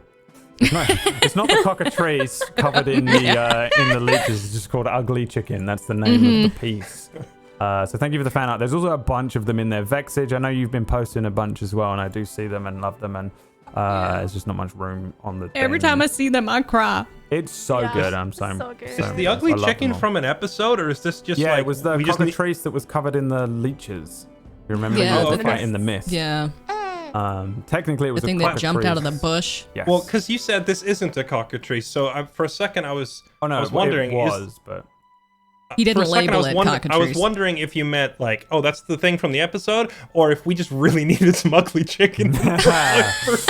I know what this show is missing. In addition, Yeah. in addition to the cockatrice, have an ugly chicken. no. It was just labeled "ugly chicken," which gave me a laugh. So, yeah, thank you for all the fan arts and people. We have the Inquisition, which are the people that are in the Discord channel for Mistlight. Theory crafting every week, breaking down the teasers and the episodes, and then going absolutely insane during After Dusk every week as well. I really do put a lot of secrets and Easter eggs and things in there for all of you theory crafters, just so you have something to pick apart. And you've missed so many. So I just want you to know there's so many little things that I can't wait to reveal to you all. So I do see you in there, and I don't reply and stuff because I know I'm going to give it away. I'll be like, well, technically, it's not that, because, and then I'll be like, oh, Arias is an alien. And, I knew it. I knew it. Gosh darn What it. if he's an ugly chicken What if he's an ugly chicken? under the robe? He's an ugly chicken shapeshifter. All right, I got to go because I've got some post-surgery rats to go and look at all night. Is that euphemism? I wish. And he's but no, taking care it of his was- pets. And I'm looking at the pets. No, actual 3 rats that had surgeries this week, and so you have to watch them all the time, or they eat their own intestines, and it's a nightmare to watch. And yes, next week we will continue. You still have the back end of this siege and what you end up getting up to next week. I will say this though, that based on the decisions that you've made, you have blocked off certain other decisions that have been made, and it will allow you only to go certain ways, and you know, events that were happening at the exact same time as this active time events, Bri, have happened and have passed. So you will have to see what that means, and where you go next week is up to you. But Can I we'll push find select out. to watch them, please? I want to know. No, maybe I'll do. Maybe that will be the midweek teaser. I don't know. That's what I was thinking. One of the events that you Ooh, missed. that would be so cool. So we'll see how it goes. Thank you everyone for watching, and thank you players for playing. And we'll see you tomorrow for Mistlight After Dusk. Go on then. Wait, hold on. If we can't save the orphanage now when we missed Arias, I'll just say sorry, Leah, right now. Before we get to that scene. Okay. No. All right. Get us out of here. End it, Brad. End it. No. Get us out Thanks of for here, please. watching. Bye.